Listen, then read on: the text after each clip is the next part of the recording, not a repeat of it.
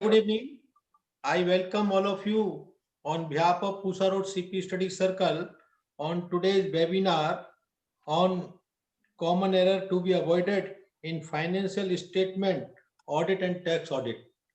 And on this subject, our Honorable Central Council Member CA Dr. Saab Sanjeev Singhal ji is with us. I welcome you, sir. Welcome, Sanjeev Singhal, sir. As you know, Sanjeev Singhal is our Central Council member from Norjon and doesn't need any introduction, but it's still my duty to introduce him very briefly.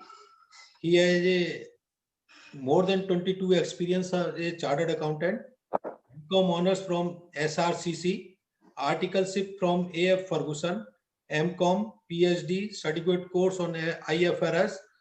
He received more than 100 merit certificates for academic achievements and extracurricular activities in school and colleges.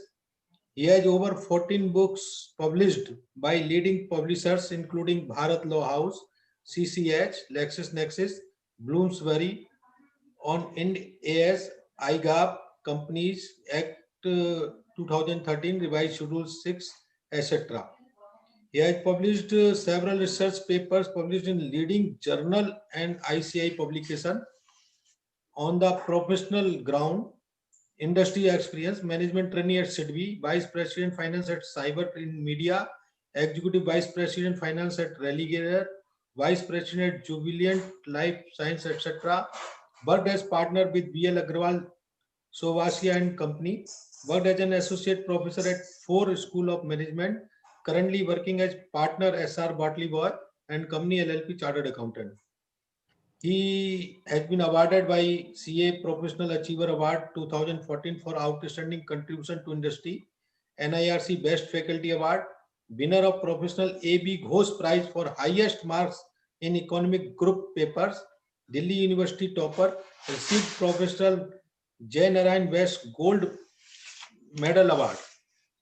And on contribution to profession, he is a government nominee at NACAS and contributed towards resolving industry and professional interest issue, a special invitee board of studies and contributed extensively for development of study material for new courses, contributed as a special invitee on IND-AS, implementation committee and ITFG of ICI and acted as a resource person for preparation of background material on several IND-AS, and their list is long, and I is keeping with due respect and due permission of our Sanjeev Singhal ji, but I would like to say one thing only, that he is a man of word.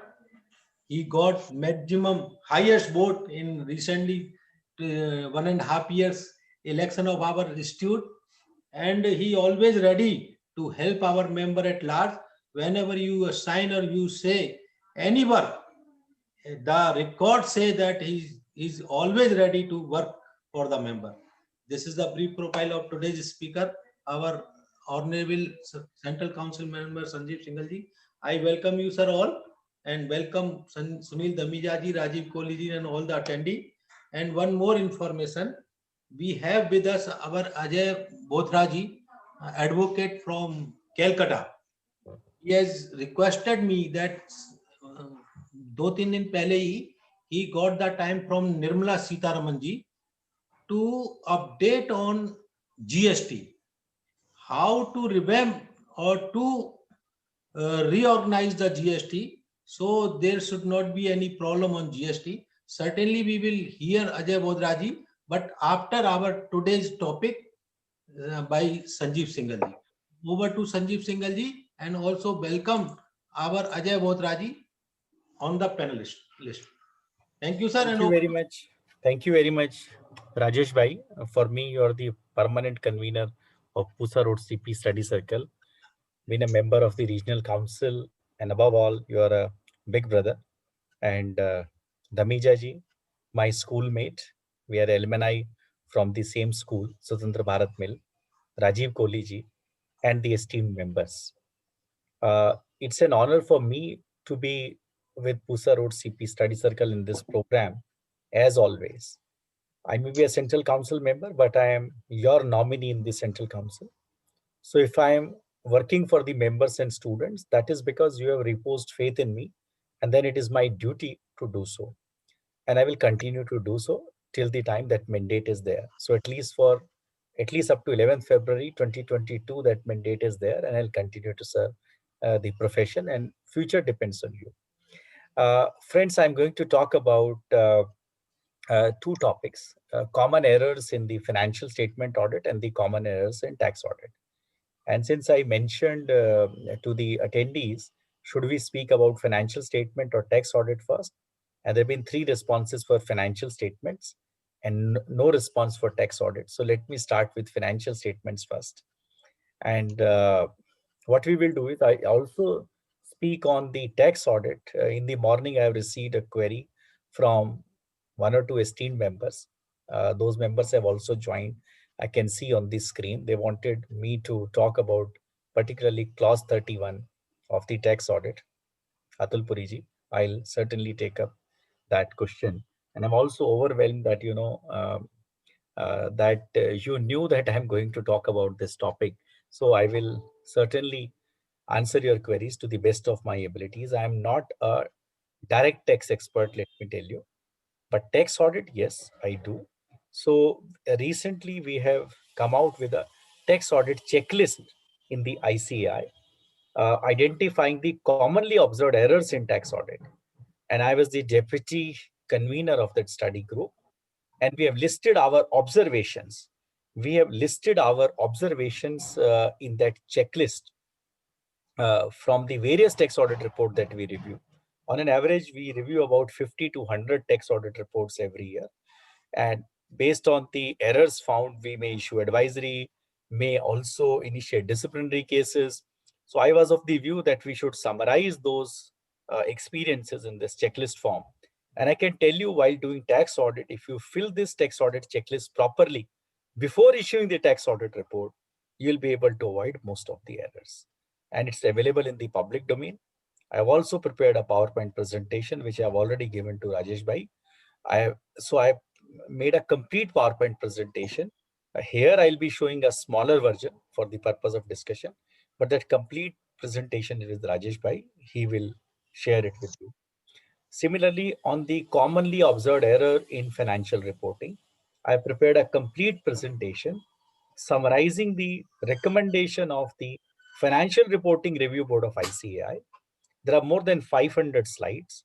Of course, I'll not be discussing all the 500 slides here. But again, I will give a copy of those slides to Rajesh Bhai, and as usual, he has always circulated. He is very prompt to share the video on the YouTube and also share the presentation. And that is why that so many people are there. 212 participants are there in Girish Ahuja sir program. 400 plus were there. So that shows the love and affection you have for Rajesh Bhai, and incidentally, we also gain in this process. We also get a share of your love and affection. So friends, I'm going to talk about the financial statement audit first.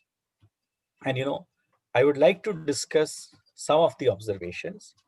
Please feel free to ask your questions simultaneously. What I can do is that maybe up to 7:40 or 7:35, I'll take a financial statement audit. And last 20-25 minutes, I'll speak about tax audit. But Rajesh Bhai can tell me if Ajay Bothra also has to speak in this program before 8 o'clock, then I'll manage it accordingly. The topic is very long, friends. As I said, there are 5. Bothra Saab will speak only 2-3 minutes or maximum 5 minutes. Okay, fine. So, as I said, I have more than 550 slides, which are based on the publication of ICAI. So we can go on speaking.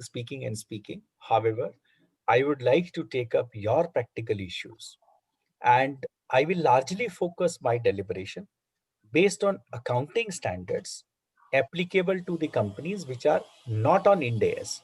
Ind AS is being followed by listed entities and by unlisted entity with a net worth of 250 crores or more. लेकिन मेरे mentor, हम सबके गुरु जैसे Girish Ahuja sir कहते हैं कि नहीं, ये कॉमन प्रैक्टिशनर के एंगल से बात करो. तो एक कॉमन प्रैक्टिशनर जिन कंपनीज का ऑडिट करता है, वहां पर अकाउंटिंग स्टैंडर्ड एप्लीकेबल होते हैं, इंड एस एप्लीकेबल नहीं होते हैं. क्योंकि ज्यादातर हमारे जो प्रैक्टिशनर हैं वो 250 करोड़ की नेटवर्थ से कम की कंपनियों की ऑडिट करते हैं। तो इसीलिए मैं उसी पर्सपेक्टिव से बात करूंगा। और आप अपने, ये हो सकता है जब मैं स्क्रीन शेयर कर रहा हूं तो मेरे को क्वेश्चंस दिखाई ना दें। या तो मैं दो इंस्ट्रूमेंट्स पे आई कैन ज्वाइन, एक को मैं म्यूट रख सकता हूं so that I can see the question, या फिर राजेश भाई जो हैं, राजेश भाई को As you like, sir, as you like, as you मैं feel. देख लेता हूँ। उससे अगर डिस्टरबेंस नहीं हुई तो मैं Please, ऐसा कर, मतलब डिस्टरबेंस मतलब अगर आवाज इको नहीं हुई तो, as you आवाज feel. अगर हाँ इको नहीं हुई तो मैं जरूर इसको ऐसे ही ले लेता हूँ। दो इंस्ट्रूमेंट्स पे मैं इसको खोल लेता हूँ। तो फ्रेंड्स, पहले I would like to talk about the common error in the financial statement. जो हमारी फाइनेंशियल स्टेटमेंट्स होती हैं वो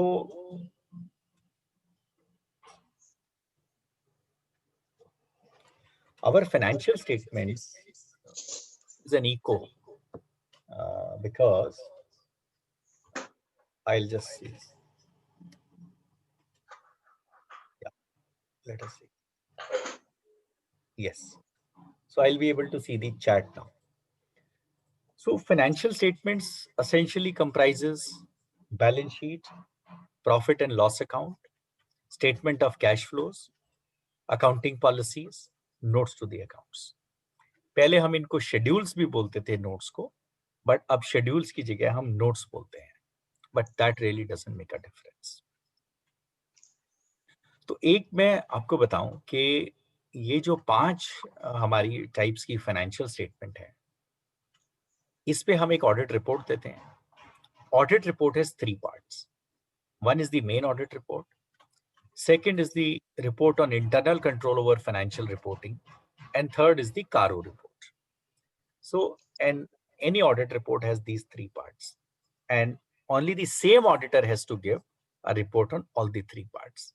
Sometimes questions are being asked, sir, is it possible कि ICFR का audit कोई और कर ले और financial statement का audit मैं कर? Answer is no. It's an integral part of the financial statement audit, and all the 3 reports are to be given by the same auditor. Sometime a question is being asked कि मैं internal auditor हूँ, क्या मैं statutory audit भी कर सकता हूँ? Again, answer is no. That is not allowed. So जब आप अपनी audit report जब issue करते हैं, तो आप ये ध्यान रखिए कि ये आपके जो हमने ऑडिट रिपोर्ट का फॉर्मेट दिया है ऑडिटिंग स्टैंडर्ड में SA701 में, वो आपने फॉलो किया हुआ, क्योंकि काफी बार वो फॉर्मेट फॉलो नहीं होता है, और जब वो फॉर्मेट फॉलो नहीं होता है then obviously that's a violation of the auditing standards. Sometime what we also do is के कई बार, जैसे मैं पूसा रोड फिजिकली सेशन लेने, पहले तो फिजिकली आते थे, वो तो पिछले 6 महीने से अब वर्चुअल मोड हो गया है, तो लोग कहते थे जी इन्फोसिस की बैलेंस शीट आ गई। मैं कहा बैलेंस शीट? बोले मतलब ऑडिट रिपोर्ट आ गई। आ गई तो वहां से कॉपी पेस्ट करना होता है, लेकिन वो एक लिस्टेड एंटिटी है, ये मैं बताऊं, उसमें जैसे कैम एप्लीकेबल है, जबकि एक अनलिस्टेड एंटिटी को कैम एप्लीकेबल नहीं है। सिमिलरली इन्फोसिस का बिजनेस कुछ और है, किसी और का बिजनेस कुछ और होगा, ऑडिट रिपोर्ट कॉपी पेस्ट नहीं हो सकती है। आप वहां से रेफरेंस ले सकते हैं, लेकिन नेचुरली आपको अपना एनालिसिस करना पड़ेगा कि वाकई ये मेरे सर्कमस्टांसेस के हिसाब से सूटेबल है या नहीं है। तो जब हम ऑडिट करते हैं, मैं अगर एक बात करूं कि कैसे हमें ऑडिट करना चाहिए, या अगर हमें किसी को समझाना है कि क्या क्या एरर्स हो सकती हैं, तो 2 अप्रोच हो सकती हैं इसमें। एक तो मैं बैलेंस शीट से स्टार्ट करूं, P&L पे जाऊं, कैश फ्लो स्टेटमेंट पे जाऊं, अकाउंटिंग पॉलिसीज पे जाऊं और नोट्स पे जाऊं, और हर एक कैप्शन वाइज, आइटम वाइज में डिस्कस करता है। दूसरा है, लार्जली जो नॉन कंप्लायंसेस होती हैं वो अकाउंटिंग स्टैंडर्ड्स में होती है। We can go accounting standard wise as well. दोनों अप्रोच, किसी को भी बताने के लिए, किसी को भी समझाने के लिए। But while doing an audit, you must ensure one thing. You pick up each head of balance sheet, P&L, at least these 2. And you should have a working paper for the number which is coming in each and every head. Each and every head. Rajesh ji शायद video नहीं आ रहा है क्या? नहीं आ रहा boss, नहीं आ रहा, नहीं नहीं आ रहा। मैंने एक सेकंड सर सर सर मैं आपको आएगा आएगा आएगा। अब आ जाएगा, मैंने वो भी दे दिया ना आपको। ठीक है। सो एक चीज हमें ये ध्यान रखें, एक्चुअली मैं वो 2 स्क्रीन पे ज्वाइन किया ना, इसलिए कंफ्यूजन। राजेश भाई आप ले लेना क्वेश्चन, आई थिंक बेटर ये रहेगा, अदरवाइज वो डन, कंफ्यूजन ही रहेगा। मैं ले लूंगा, मैं ले लूंगा। डन। तो जैसे मैं आपको एक एग्जांपल दूं, ट्रेड रिसीवेबल बैलेंस शीट में होता है, हर बैलेंस शीट में होता है। अब ट्रेड रिसीवेबल का जब आप ऑडिट कर रहे हैं तो आपकी फाइल में किस तरह का वर्किंग पेपर होना चाहिए, और मैंने कहा हर अकाउंट कैप्शन के लिए आपके पास वर्किंग पेपर होना ही चाहिए। ट्रेड रिसीवेबल का अमाउंट है मान लिया 2 करोड़ रुपए आपके रिसीवेबल से, तो पहले तो जो आप वर्किंग पेपर बनाएंगे उस पे कंपनी का नाम लिखेंगे या क्लाइंट का नाम लिखेंगे, फिर लिखेंगे कौन से पीरियड का ऑडिट है, फिर लिखेंगे कौन सा मेरा ऑडिट एरिया है, उसके बाद आप लिखेंगे कि अमाउंट कितना है जो बैलेंस शीट में आ रहा है या पीएनएल में आ रहा है, तो एक्सपेंस कितना आ रहा है। फिर आप लिखेंगे स्कोप ऑफ वर्क, यानी कि आपने इसमें क्या क्या चेक किया। अब कई बार आदमी कहेगा यार मैंने अगर स्कोप ऑफ वर्क लिख दिया तो मैं तो फंस जाऊंगा, इसका मतलब तो मेरे को सारी चीजें दिखानी पड़ेंगी। या कोई ये भी पूछ सकता है तूने ये 4 चीजें तो देखी नहीं, क्योंकि लिखी नहीं हुई।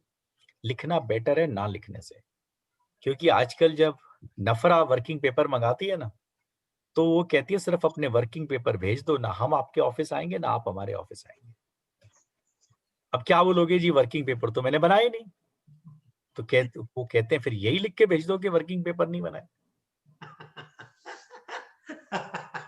तो वर्किंग पेपर तो बनाने ही हैं। अब उसमें स्कोप ऑफ वर्क जब आप लिखेंगे, तो मैं अगर ट्रेड रिसीवेबल में पूछना चाहूं, तो जब भी आप ट्रेड रिसीवेबल का या डेटर का ऑडिट करते हैं तो क्या क्या देखते हैं, आप चैट पे भी लिख सकते हैं कि मैं ये चीजें देखता हूं। अदरवाइज देखिए, एक तो क्या कराएंगे आप, एक तो आप कंफर्मेशन ऑफ बैलेंसेस कराएंगे। अब कंफर्मेशन ऑफ बैलेंसेस में कई बार ऐसा देखा गया है, हम जो चिट्ठियां पोस्ट करते हैं वो क्लाइंट को दे देते हैं कि भाई इनको लेटर बॉक्स में डाल दियो या कुरियर में दे दियो। Let me tell you, our auditing standard do not allow us to do so. Those letters we have to post, client cannot post on our behalf. Client ने अगर पोस्ट नहीं किया तो प्लस, सेकेंडली उनका confirmation auditor के address पे आना चाहिए, ऑडिटी के एड्रेस पे नहीं आना चाहिए। Now a general experience is, if you send 100 letter you will get 2 or 3 confirmations, possible है, कोई problem. you send it again as a reminder, फिर भी अगर नहीं आए तो क्या करना है, उस केस में आप अल्टरनेट ऑडिट प्रोसीजर लगाएंगे और उसको लिखेंगे भी। तो आप एक तो ये कहेंगे मैंने बैलेंस कंफर्मेशन कराई, इतने परसेंट आए, वो तो ऑब्जर्वेशन में आ जाएगा, इतने परसेंट आए, इतना बैलेंस कंफर्म हुआ, इतने में डिफरेंसेस थे, उन पे क्या किया, वो आपने रिकंसिलिएशन किया उनका। फिर अल्टरनेट ऑडिट प्रोसीजर आपने क्या लगाए कि मैंने सब्सिक्वेंट क्लियरेंसेस चेक की।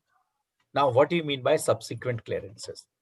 सब्सिक्वेंट क्लियरेंसेस है किसी डेटर का 10 लाख रुपए बैलेंस था 31 मार्च को, बैलेंस शीट साइन हो रही है अब नवंबर में, क्योंकि एक्सटेंशन मिली हुई है। अब नवंबर में बैलेंस शीट साइन हो रही है और देखा कि वो उसके 5 लाख रुपए आ चुके हैं, तो एटलीस्ट वो पुराने पैसे में से, तो 5 लाख का तो रिस्क नहीं है, तो रिस्क बाकी का है। तो सब्सिक्वेंट क्लियरेंसेस देखने से आपका ऑडिट रिस्क रिड्यूस हो जाता है, तो आप वो जरूर कीजिए सब्सिक्वेंट क्लियरेंसेस। देन अगर कोई रिलेटेड पार्टी का बैलेंस कंफर्मेशन है, वहां तो आपकी कंफर्मेशन 100% आनी चाहिए। अगर रिलेटेड पार्टी में भी नहीं आ रही तो बड़ी प्रॉब्लम है। अगर क्लाइंट रिलेटेड पार्टी से कंफर्मेशन नहीं मंगा के दे सकता, then there is an issue. अब क्वेश्चन आता है कितनी सैंपलिंग करें, कितने लोगों को लेटर भेजें। सो आई विल से कि 60-70% वैल्यू आपकी कवर होनी चाहिए। नंबर ऑफ पार्टी 60-70% कवर हो ना हो कोई फर्क नहीं पड़ता, बट 60-70% पार्टीज आपकी कवर होनी चाहिए। फिर अब ट्रेड रिसीवेबल से ही मैं अगर लिंक करूं सेल्स, एक एग्जांपल मैंने बैलेंस शीट का लिया, तो ये आपने पहले तो स्कोप ऑफ वर्क लिखा, स्कोप ऑफ वर्क के बाद आपने ऑब्जर्वेशंस लिखी कि क्या ऑब्जर्वेशन है, इतने परसेंट कंफर्मेशन आए, इतने परसेंट में डिफरेंस आया, इतने परसेंट ठीक रहे और सब्सिक्वेंटली पेमेंट हमारी इतनी आ गई। उसके बाद प्रोविजन फॉर डाउटफुल डेट्स, कोई प्रोविजन है कि नहीं है, कंपनी की कोई प्रोविजनिंग पॉलिसी है कि नहीं है, पॉलिसी अगर है तो क्या वो पॉलिसी आपके हिसाब से ठीक है। सपोज कंपनी कहे कि अगर 10 साल तक पैसे नहीं आएंगे तो हम प्रोविजन बनाएंगे, तो इस पॉलिसी का कोई मीनिंग नहीं है। 3 साल के बाद तो वैसे भी पीरियड ऑफ लिमिटेशन लग जाता है, अगर कोई कंफर्मेशन नहीं है, कोई कॉरेस्पॉन्डेंस नहीं है, तो आप पैसे मांग ही नहीं सकते उस पार्टी से। तो वो पॉलिसी भी रीजनेबल होनी चाहिए। और प्रोविजन मैनेजमेंट पे आप 1 साल भरोसा कर सकते हैं, 2 साल भरोसा कर सकते हैं, but even then if your experience says कि पैसा नहीं आ रहा, तो आपको प्रोविजन तो बनवाना ही बनवाना है। या अगर वो पार्टी आईबीसी में गई हुई है, then there are more chances कि वो पूरा पैसा तो नहीं आने वाला है। तो ये आप ट्रेड रिसीवेबल के वर्किंग पेपर में आप ये लिखेंगे। फिर कई बार क्या होता है कि हम लोग, अब ये आप लोग अपने अपने दिल से पूछ लेना, मैं तो पूछूंगा तो जवाब मिलेगा नहीं मुझे, कि क्या हम फाइनल ट्रायल बैलेंस लगाते हैं अपनी वर्किंग पेपर फाइल में? कई बार नहीं लगाते। क्यों? क्योंकि एंट्री पास ही नहीं होती जो ऑडिट एडजस्टमेंट्स है। और अगर वो नहीं है तो आपके पास क्या प्रूफ है कि अकाउंट्स में कोई चेंजेस नहीं हुए आपके ऑडिट रिपोर्ट साइन होने के बाद? मैं तो साइन ट्रायल बैलेंस जरूर लेता हूं और उस साइन ट्रायल बैलेंस से लिंकिंग कराता हूं। किसकी? ट्रायल बैलेंस से जाऊंगा ग्रुपिंग पे, ग्रुपिंग से जाऊंगा नोट्स पे या जिनको शेड्यूल्स बोलते हैं, और शेड्यूल से जाऊंगा बैलेंस शीट और पीएनएल। अगर आपने ये लिंकिंग करा ली कि ट्रायल बैलेंस में 1000 लाइन आइटम थे, वो 1000 लाइन आइटम जो है वो 400 ग्रुपिंग्स में गए, 300 भी हो सकते हैं, 500 भी हो सकते हैं, वो 300 ग्रुपिंग मेरी 25 नोट्स टू द अकाउंट्स में गई और वो 25 notes to the accounts finally एक बैलेंस शीट और एक पीएनएल में गए। ये आपको अगर आपने लिंकिंग कर ली तो एटलीस्ट अरिथमेटिकल एक्यूरेसी 100% इंश्योर हो जाएगी। और इसमें एक दिन से ऊपर नहीं लगता है। आप किसी आर्टिकल को लगा के कराइए और उसको टेस्ट चेक जरूर करिएगा, वो जरूर करना चाहिए आपको टेस्ट चेक। इससे सारा आपको फ्लो ऑफ ट्रांजेक्शन पता चल जाता है, right from trial balance going up to the balance sheet, और एंट्री पास हुई है कि नहीं, इस ट्रायल बैलेंस को साइन कराइए क्लाइंट से और अपनी फाइल में लगाइए। और जब अगले साल ऑडिट पे जाएं तो ओपनिंग बैलेंसेस चेक कीजिएगा कि ये मेरा क्लोजिंग बैलेंस था ट्रायल जो था, ओपनिंग बैलेंसेस यही है या कोई एडजस्टमेंट मारी हुई, ये आप ध्यान रखिएगा। अब मैं इसी से लिंक करता हूं रेवेन्यू को, ट्रेड रिसीवेबल, क्योंकि रेवेन्यू होगा तो ट्रेड रिसीवेबल आएंगे। अब जब मैं रेवेन्यू का ऑडिट करूंगा तो एक तो हमें जो कॉमन एरर मिली वो ये मिली कि जो है, देखिए पहले होती थी एक्साइज ड्यूटी, अब आ गया जीएसटी, लेकिन अभी भी एक्साइज ड्यूटी कुछ प्रोडक्ट्स पे है, पेट्रोल पे है, लिकर पे है।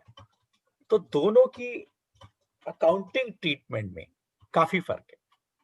For example, excise duty is a duty on manufacture, whereas GST is a tax on sale.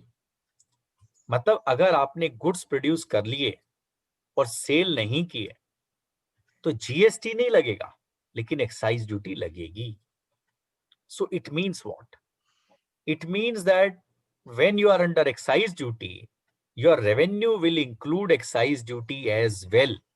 You will show something like revenue from operation gross less excise duty and revenue from operation net. But if you are under GST regime, you will say revenue from operation and this will be net only. So इस तरह की error हमें financial reporting review board में बहुत मिलती हैं, जहां excise duty को ग्रॉस अप नहीं किया होता या एक्साइज ड्यूटी को एक्सपेंसेस में दिखाया होता है। दोनों ही चीजें सही नहीं है। You have to say revenue from operation gross less excise duty and then revenue from operation net. और जीएसटी ना रेवेन्यू में आएगा ना एक्सपेंसेस में आएगा। अब इसी से रिलेटेड, रेवेन्यू से रिलेटेड मैं आपको कुछ और चीजें बताता हूं। Principal versus agent, principal versus agent.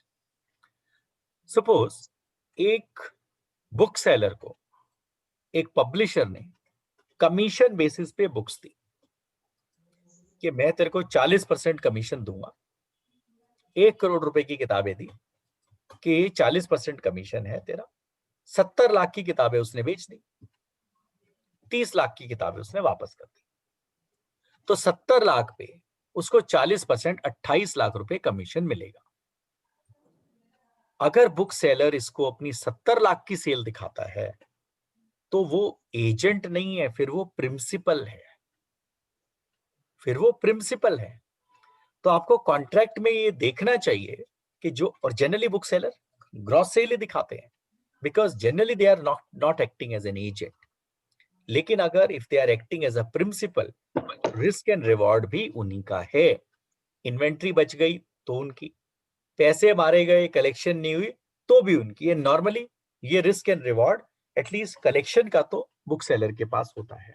Inventory तो फिर भी कई पब्लिशर बुक्स वापस ले लेते हैं। तो ग्रॉस और नेट का मैं एक आपको बड़ा अच्छा एग्जांपल देता हूं। देखिए, लिकर इंडस्ट्री में एक प्रैक्टिस है, एक ट्रेंड है, लाइसेंस किसी के नाम पे होता है, ब्रांड ओनर कोई होता है और बनाता कोई और है, कॉन्ट्रैक्ट मैन्युफैक्चरिंग। फार्मा में भी होता है, फार्मा में भी ज्यादातर कंपनियां खुद से नहीं बनाती मेडिसिन, ये मैं आपको बता दूं, कॉन्ट्रैक्ट मैन्युफैक्चरर बनाता है। चलिए फार्मा का ही एग्जांपल ले लेते हैं। तो सपोज फाइजर ने या जुबिलेंट लाइफ साइंसेस तो नॉर्मली कॉन्ट्रैक्ट मैन्युफैक्चरिंग में है। सपोज फाइजर ने मेडिसिन बनवाई, एकम्स से, कंपनी है हमारे पीतमपुरा में है एकम्स, काफी बड़ी कंपनी। तो फाइजर ने ऑर्डर दिया उनको 100 करोड़ रुपए का मेडिसिन बनाने का, और वो कहते हैं कि ये जो भी आप बनाएंगे आपकी कॉस्ट आप जाने, हम तो आपको 100 करोड़ रुपए देंगे। तो इस केस में तो Akums is acting as a principal. लेकिन सपोज अब एक और कंपनी आई XYZ लिमिटेड, उन्होंने उनको कहा कि ये मेडिसिन आपको बनानी है और जो भी आपकी कॉस्ट आएगी, सपोज आपकी कॉस्ट 5 रुपए पर स्ट्रिप आती है, हम आपको 6 रुपए, मतलब हम आपको 1 रुपया स्ट्रिप जो है एडिशनल देंगे, मार्जिन देंगे हम आपको 1 रुपए का, आपकी कॉस्ट प्लस उसमें 1 रुपया जोड़ेंगे। तो अब इस केस में एकम्स जो कंपनी है वो 1 रुपए की ही हकदार है, बाकी 5 रुपए तो उसका रीइंबर्समेंट है। सो इस केस में they are acting as an agent और वो अपनी टर्नओवर 1 रुपया दिखाएंगे ना कि 6 रुपए। इसी एग्जाम्पल को आप कितना भी एक्सटेंड कर लीजिए, आपको हर बार प्रिंसिपल यही देखना है कि you are acting as a principal और you are acting as an agent. If you are acting as an agent, then the revenue that you will recognize will only be net, but if you're acting as a principal, then you will recognize the revenue gross. अब trade receivable और revenue की हम बात कर रहे हैं तो एक बहुत ही कॉमन एरर है और वो इन्वेंट्री में भी होती है। और मैं कहता हूं अगर हम 100 बैलेंस शीट देखते हैं ना अनलिस्टेड कंपनीज की, तो 15 से 20 में मिलती है। हम लिखते हैं debtors are subject to reconciliation and confirmation. अरे सर, अगर रिकंसिलेशन और कंफर्मेशन उनका नहीं हुआ है तो एज एन ऑडिटर मैंने क्या रिपोर्ट दी है फिर? या तो मैं इसको क्वालिफाई करूं, या कई बार लिखते हैं debtors are as certified by the management. Management के सर्टिफिकेशन से कुछ नहीं होने वाला। एज एन ऑडिटर मुझे अपने आप को सेटिस्फाई करना है कि जो डेटर्स की या ट्रेड रिसीवेबल की फिगर फाइनेंशियल स्टेटमेंट में आ रही है वो अप्रोप्रिएट है या नहीं है। इन्वेंट्री के केस में तो ऐसा बहुत होता है कि inventory is as certified and valued by the management. Absolutely wrong, absolutely wrong. हमारा जो ऑडिटिंग स्टैंडर्ड है इन्वेंट्री वेरिफिकेशन पे, वो बड़ा क्लियरली कहता है कि ऑडिटर को इन्वेंट्री वेरिफिकेशन ऑब्जर्व करना होता है, खुद नहीं करना। खुद टेस्ट चेक कर सकता है लेकिन उसको वो ऑब्जर्व करना होता है।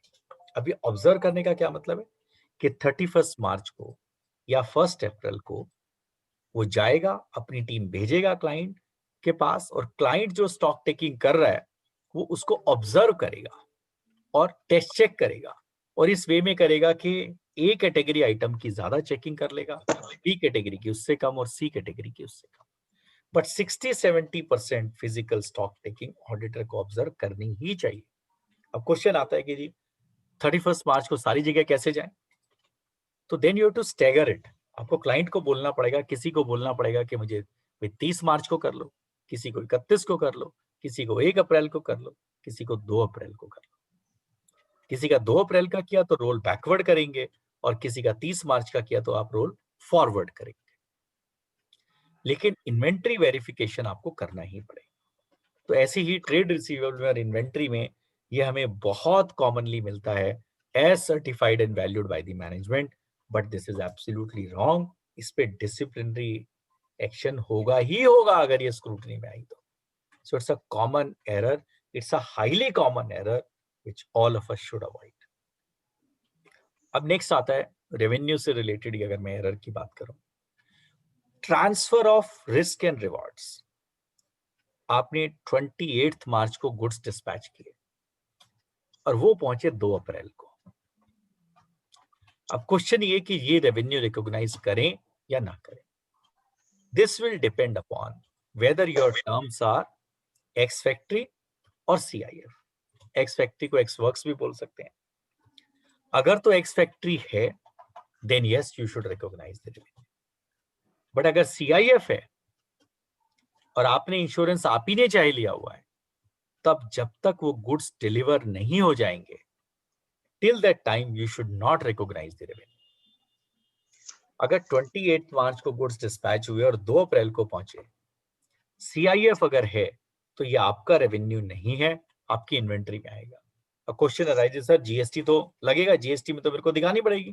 बिल्कुल हो सकता है, वहां आप रिकंसिलेशन दिखाएंगे, लेकिन फाइनेंशियल स्टेटमेंट में आप ये रेवेन्यू रिकॉग्नाइज नहीं कर सकते। आईसीडीएस के पर्पस से भी नहीं कर सकते, टैक्स ऑडिट के पर्पस से भी नहीं कर सकते, और कंपनी ऑडिट के पर्सपेक्टिव से भी नहीं कर सकते। ये आप ध्यान रखिएगा। रेवेन्यू में अभी कोविड के टाइम पे बहुत सारे इश्यूज आए। 22 मार्च को जनता कर्फ्यू लगा और 24 मार्च से लॉकडाउन लगा 21 दिन का, और फिर 19 दिन का लगा। तो काफी ऐसे ट्रक्स थे जो रोड पे ही खड़े रह गए। तो उस केस में भी आपको अपनी टर्म्स देखनी है। अगर तो ये एक्स फैक्ट्री था तो रेवेन्यू रिकॉग्नाइज होगा, लेकिन अगर ये सीआईएफ था तो रेवेन्यू रिकॉग्नाइज नहीं होगा। और रादर अगर ये पेरिशेबल गुड्स थे तो खराब हो गए होंगे, सेमी पेरिशेबल होंगे तो वैल्यू कम हो गई होगी, तो वो भी सब आपको ध्यान रखना है। अब जब आप रेवेन्यू का वर्किंग पेपर बनाएं तो आप क्या लिखें? अगेन स्कोप ऑफ वर्क लिखना है, ये लिखना है आपने कितने सैंपल चेक किए। अब सैंपल चेकिंग भी कैसे करें, बड़ा एक इंटरेस्टिंग एग्जांपल मैं आपको देता हूं।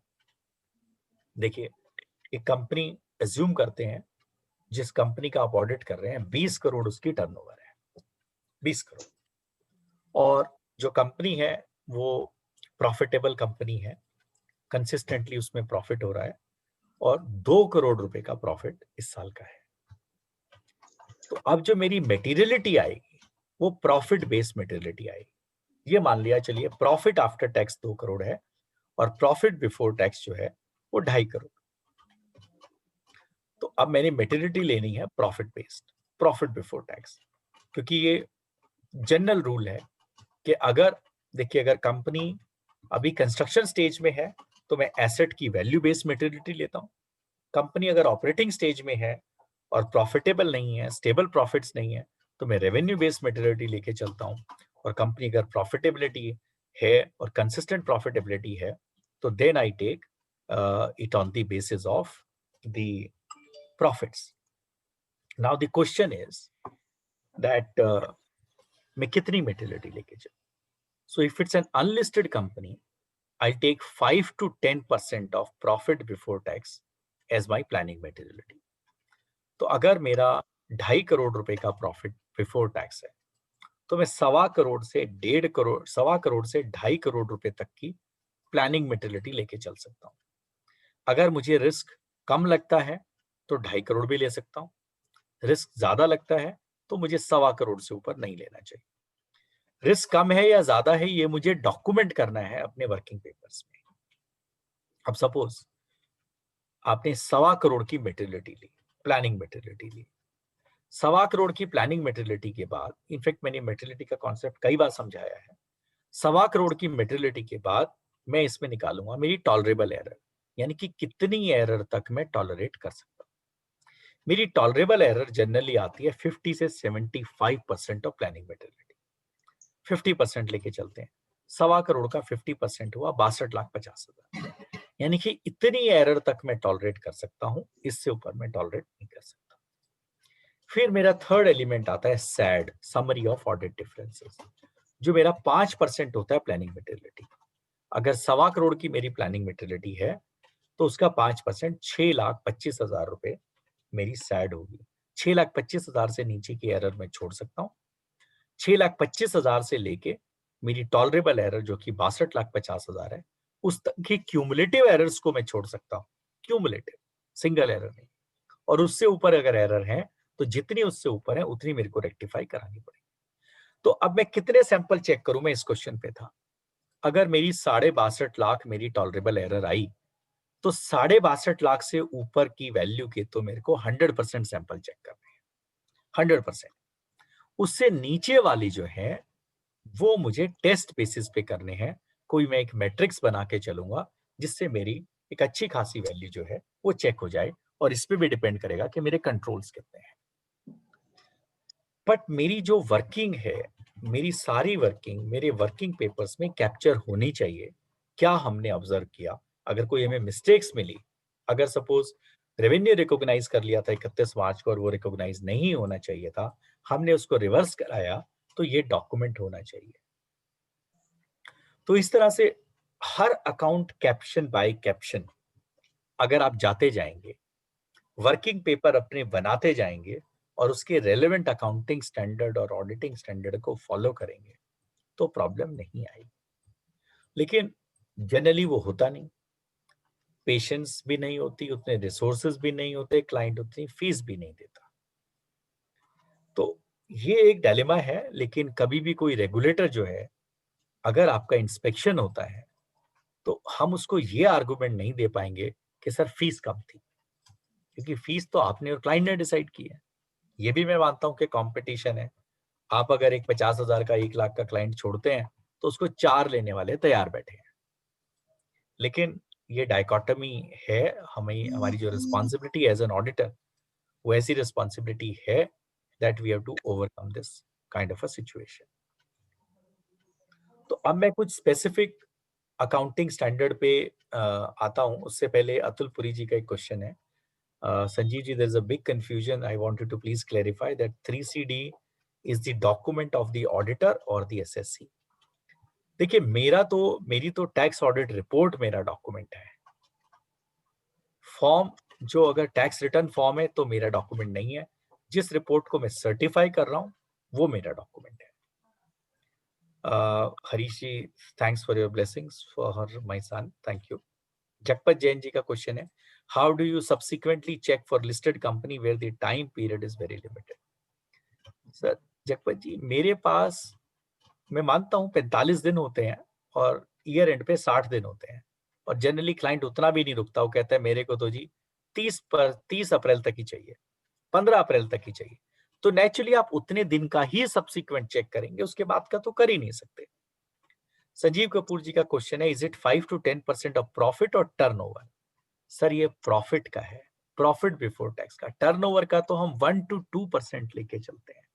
अनलिस्टेड कंपनी है तो आप 2% तक लेके चल सकते हैं अगर रिस्क कम है तो, और अगर लिस्टेड कंपनी है तो 1% से ऊपर का नहीं लेके चलते। उमेश जी का क्वेश्चन है, dear sir, how to show sale to branches of same entity under GST regime? The only correct sale of head office is shown in the balance sheet, and at the same time it must show correct sale for GST purposes. आप बिल्कुल दिखाइए sir Umesh ji, आप GST की cell आप जरूर दिखाइए, लेकिन जब आप फाइनलाइजेशन करेंगे तो उसमें वो तो इंटर ब्रांच सेल होके वो रिवर्स हो जाएगी, और जीएसटी तो मेरे पीएनएल में वैसे ही नहीं आता, तो उसको मैं नहीं दिखाऊंगा। तो अब मैं कुछ कॉमन एरर्स पर आता हूँ, जो कि मैं एक मिनट अभी अपना डेस्कटॉप शेयर करता हूँ। राजेश जी दिख रहा है डेस्कटॉप? राजेश जी आ रहा है सर, आ रहा है। आ रहा है, ठीक है, थैंक यू। आ गया सर। ठीक है जी, थैंक यू। तो अब मैं आपको कुछ स्टैंडर्ड्स के बारे में बात करूंगा, बिकॉज ऑब्वियसली जितना मतलब हमने जो एस्टिमेट लिया 635 640 तक का, उतने में जितने स्टैंडर्ड, जितनी ऑब्जर्वेशन होंगी मैं डिस्कस करूंगा, लेकिन साइमल्टेनियसली आप अपने क्वेश्चन डाल सकते हैं। अब मुझे चैट बॉक्स दिखाई नहीं दे रहा है, तो नेचुरली अब राजेश भाई इसका ट्रैक रखेंगे मेरे बिना पे, तो वो क्वेश्चन पूछते जाएंगे। जी सर। देखिए, जो AS1 में जो एरर्स जो मिली हैं, वो 77% एरर तो है पैरा 24 में, और करीब करीब 7% एरर पैरा 25 में, 14% एरर पैरा 17 में, और 2% एरर जो है 2% पैरा 17 में, और 14% पैरा 11 में। मैं I will be talking some of the common errors. एक कंपनी थी जिसके केस में ये पता चला कि जो उसकी ये ऑब्जर्वेशन लेफ्ट हैंड साइड पे है ज्यादातर केसेस में, अनलेस ऑब्जर्वेशन मतलब केस, लीजिंग बिजनेस को उसने इनकम फ्रॉम ऑपरेशन में दिखाया था, यानी कि रेंटल इनकम को उसने इनकम फ्रॉम ऑपरेशन में दिखाया था। जबकि उसकी अगर रिपोर्ट ऑन कॉर्पोरेट गवर्नेंस देखें तो कंपनी का प्राइमरी ऑब्जेक्टिव था business of setting up and operating the industrial infrastructure. Company was also engaged in related activity involving leasing and providing services connected with computer software and data processing. तो इसमें क्या observation थी? इसमें observation ये थी कि leasing तो भाई आपका सेकेंडरी बिजनेस है, for which the accounting policy has been disclose, लेकिन no accounting policy has been explicitly disclose for recognising revenue from the primary business.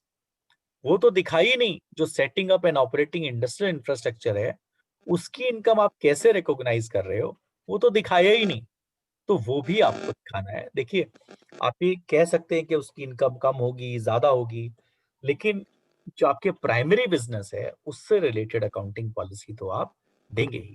कई बार क्वेश्चन आता है कि हम क्या हर अकाउंटिंग पॉलिसी दें? सो जो AS1 में लिखा है, AS1 लिखता है कि सिग्निफिकेंट अकाउंटिंग पॉलिसीज हमें लेनी है।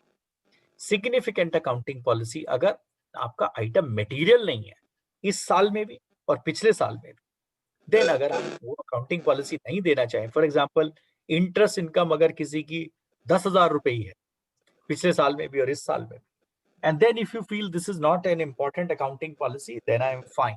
और मेटर्निटी कैसे निकालेंगे, that we have already discussed, उसी बेसिस पे मेटर्निटी जो है हम निकालेंगे। तो कई बार क्वेश्चन एक और भी आता है कि अगर मेरी प्रीवियस ईयर की फिगर निल है और इस ईयर की फिगर निल है, तो क्या वो लाइन आइटम मुझे बैलेंस शीट में दिखाना चाहिए?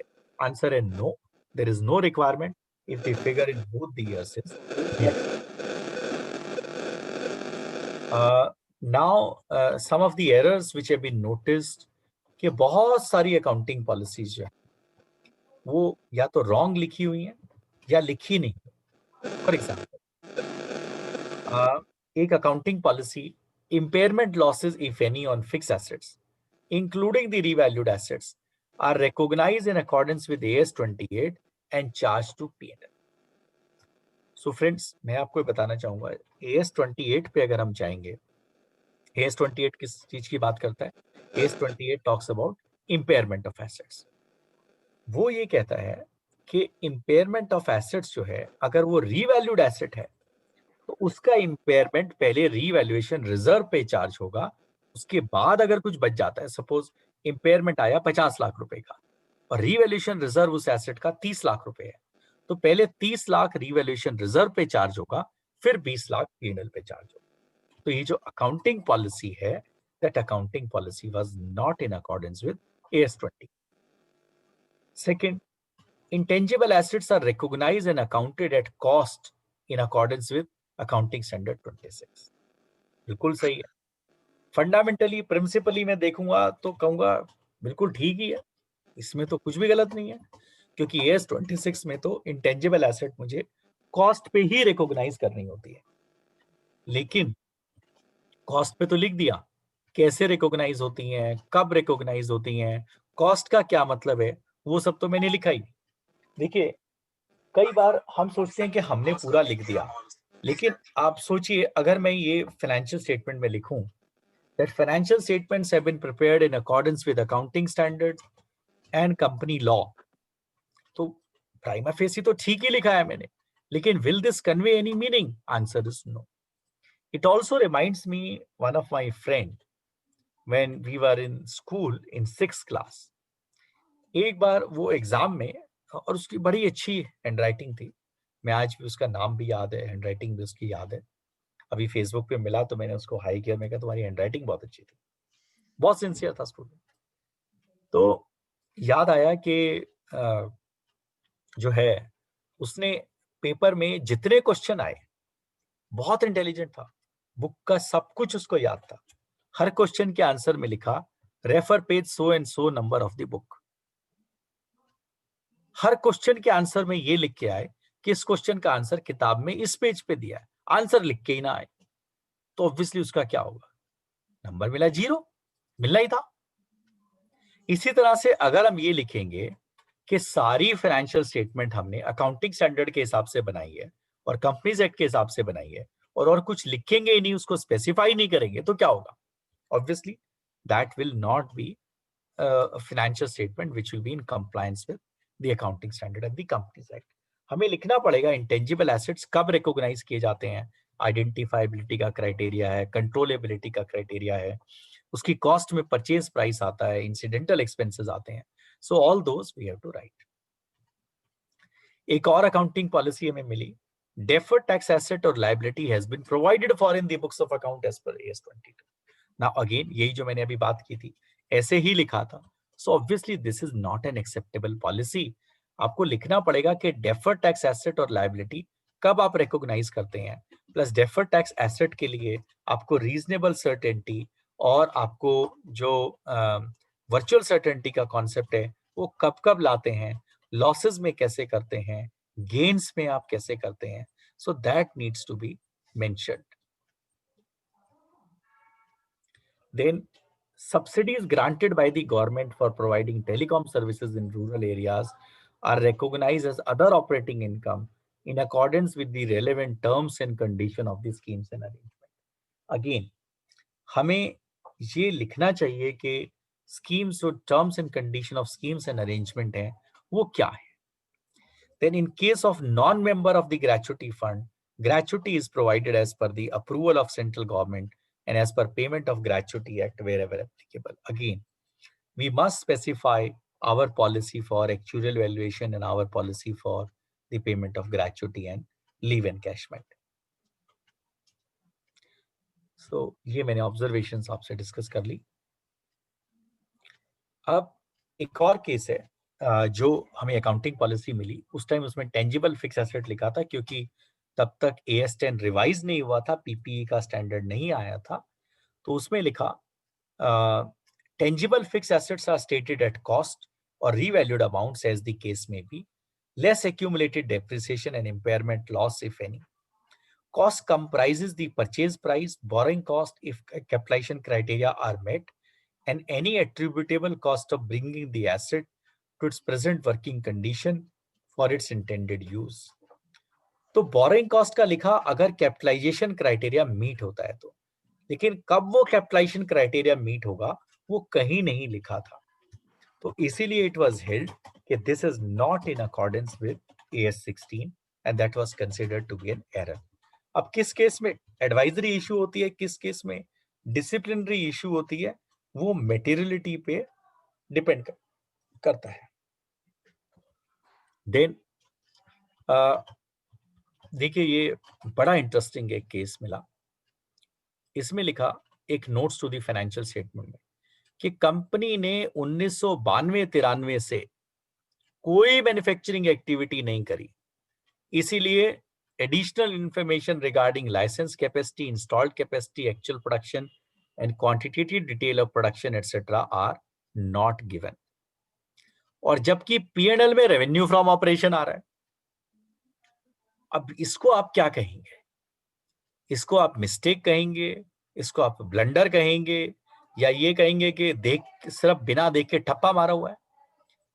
नोट्स में लिख रहे हैं कि 1992-93 से कोई मैन्युफैक्चरिंग एक्टिविटी नहीं है, मैन्युफैक्चरिंग कंपनी है, और P&L में रेवेन्यू आ रहा है, करंट ईयर में भी और प्रीवियस ईयर में भी। So it's a blatant error, it's a gross negligence, I would say. So इसीलिए कहते हैं कि ये ध्यान रखना चाहिए कि हम अपनी ऑडिट रिपोर्ट में क्या लिख रहे हैं। हमें अपनी ऑडिट रिपोर्ट खुद पढ़नी चाहिए, खुद हमें अपनी ऑडिट रिपोर्ट बनानी चाहिए। अभी मेरे सामने एक किस्सा आया, नाम नहीं बताऊंगा। मैंने एक कंपनी के बारे में ऑडिटर का नाम देखा और उनसे पूछा, मुझे कोई इंफॉर्मेशन चाहिए थी कंपनी के बारे में। मैं कहा आप ऑडिट करते हैं? मेरे दोस्त थे, बोले हाँ जी मैं ही ऑडिट करता हूँ। मैं कहा इसमें मेरे को ये चीज पूछनी थी। कहते सॉरी मैं तो एक्चुअली स्टैंप लगाता हूँ, ये क्या हुआ था ऑडिट रोटेशन जब हुई थी ना, तो मेरे एक पार्टनर है, उनसे मेरे पास ऑडिट आया, लेकिन ऑडिट वही करते हैं। तो देखिए ये जो है हमें ऐसी प्रैक्टिसेस मतलब नहीं करनी चाहिए। If we are signing then obviously it is our responsibility. हम किसी के बिहाफ पे साइन नहीं कर रहे होते हैं, ये हमारी रिस्पॉन्सिबिलिटी है। हमारा सीओपी खतरे में है, ना कि किसी और का। So we should be vigilant, we should know what we are signing. अब एक केस में नोट किया गया कि जो मैट क्रेडिट एंटाइटलमेंट है काफी सिग्निफिकेंट था, और वो long term loans and advances में दिखाया। ठीक है, कोई प्रॉब्लम नहीं है, लेकिन उसकी अकाउंटिंग पॉलिसी डिस्क्लोज ही नहीं की। तो अकाउंटिंग पॉलिसी डिस्क्लोज करना मैंडेटरी है, और साथ में ये भी बताना जरूरी है कि कौन सी ऐसी एविडेंस थी जिसके बेस पर हम ये कह रहे हैं कि ये यूटिलाइज हो जाएगा मैट क्रेडिट मेरा going forward. So that is very important. Then अब देखिए एक इंटरेस्टिंग पॉलिसी, ये हाईलाइट तो बोर्ड तो हमने किया है ऑब्वियसली, ये बोर्ड उधर नहीं होता है, किसी अकाउंटिंग पॉलिसी में तो ऐसे बोर्ड होता नहीं है। In case of certain companies, accounting policy on foreign currency transaction states that any profit or loss arising on settlement of or cancellation of other derivative contract etc is recognized an income and expense for the year. तो friends ये ध्यान रखिए कि आपको loss recognise करना होता है, लेकिन गेन आप नहीं रिकॉग्नाइज कर सकते accept in case of forward contracts.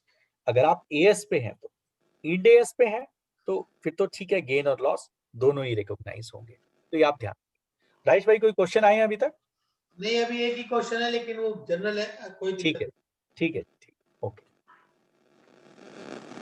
Then काफी बार देखा गया कि काफी जो अकाउंटिंग पॉलिसीज हैं, देखिए मतलब अगर मैं इसकी बात करूं, for example turnover include sale of service and service tax adjusted for discounts net if an. तो मैंने शुरू में ही बात की कि ये जो टर्नओवर है इसमें सर्विस टैक्स इंक्लूड नहीं हो सकता है, इसीलिए सर्विस टैक्स को ना इंक्लूड कीजिए। उसको आपने ना रेवेन्यू में दिखाना है, ना आपने एक्सपेंसेस में दिखाना है। इसी तरह से income from sale of electricity generated by wind mills and rented income from immovable property are recognised on accrual basis. ठीक है, अकाउंटिंग पॉलिसी को प्राइमा फेसी देखेंगे तो कोई गलती नहीं लगती, लेकिन एक्रूअल बेसिस लिखना सफिशिएंट नहीं है। हमें ये लिखना चाहिए कि ये जो है कब रिस्क एंड रिवॉर्ड ट्रांसफर होता है। एक चीज और बड़ी interesting, jatropha seeds and biofuel are sold at prices determined by board of directors.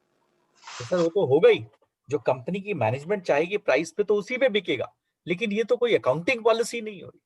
Accounting policy तो ये है कि आप उसको कब अपने रेवेन्यू में रिकॉग्नाइज करते हैं, वो आपकी अकाउंटिंग पॉलिसी है।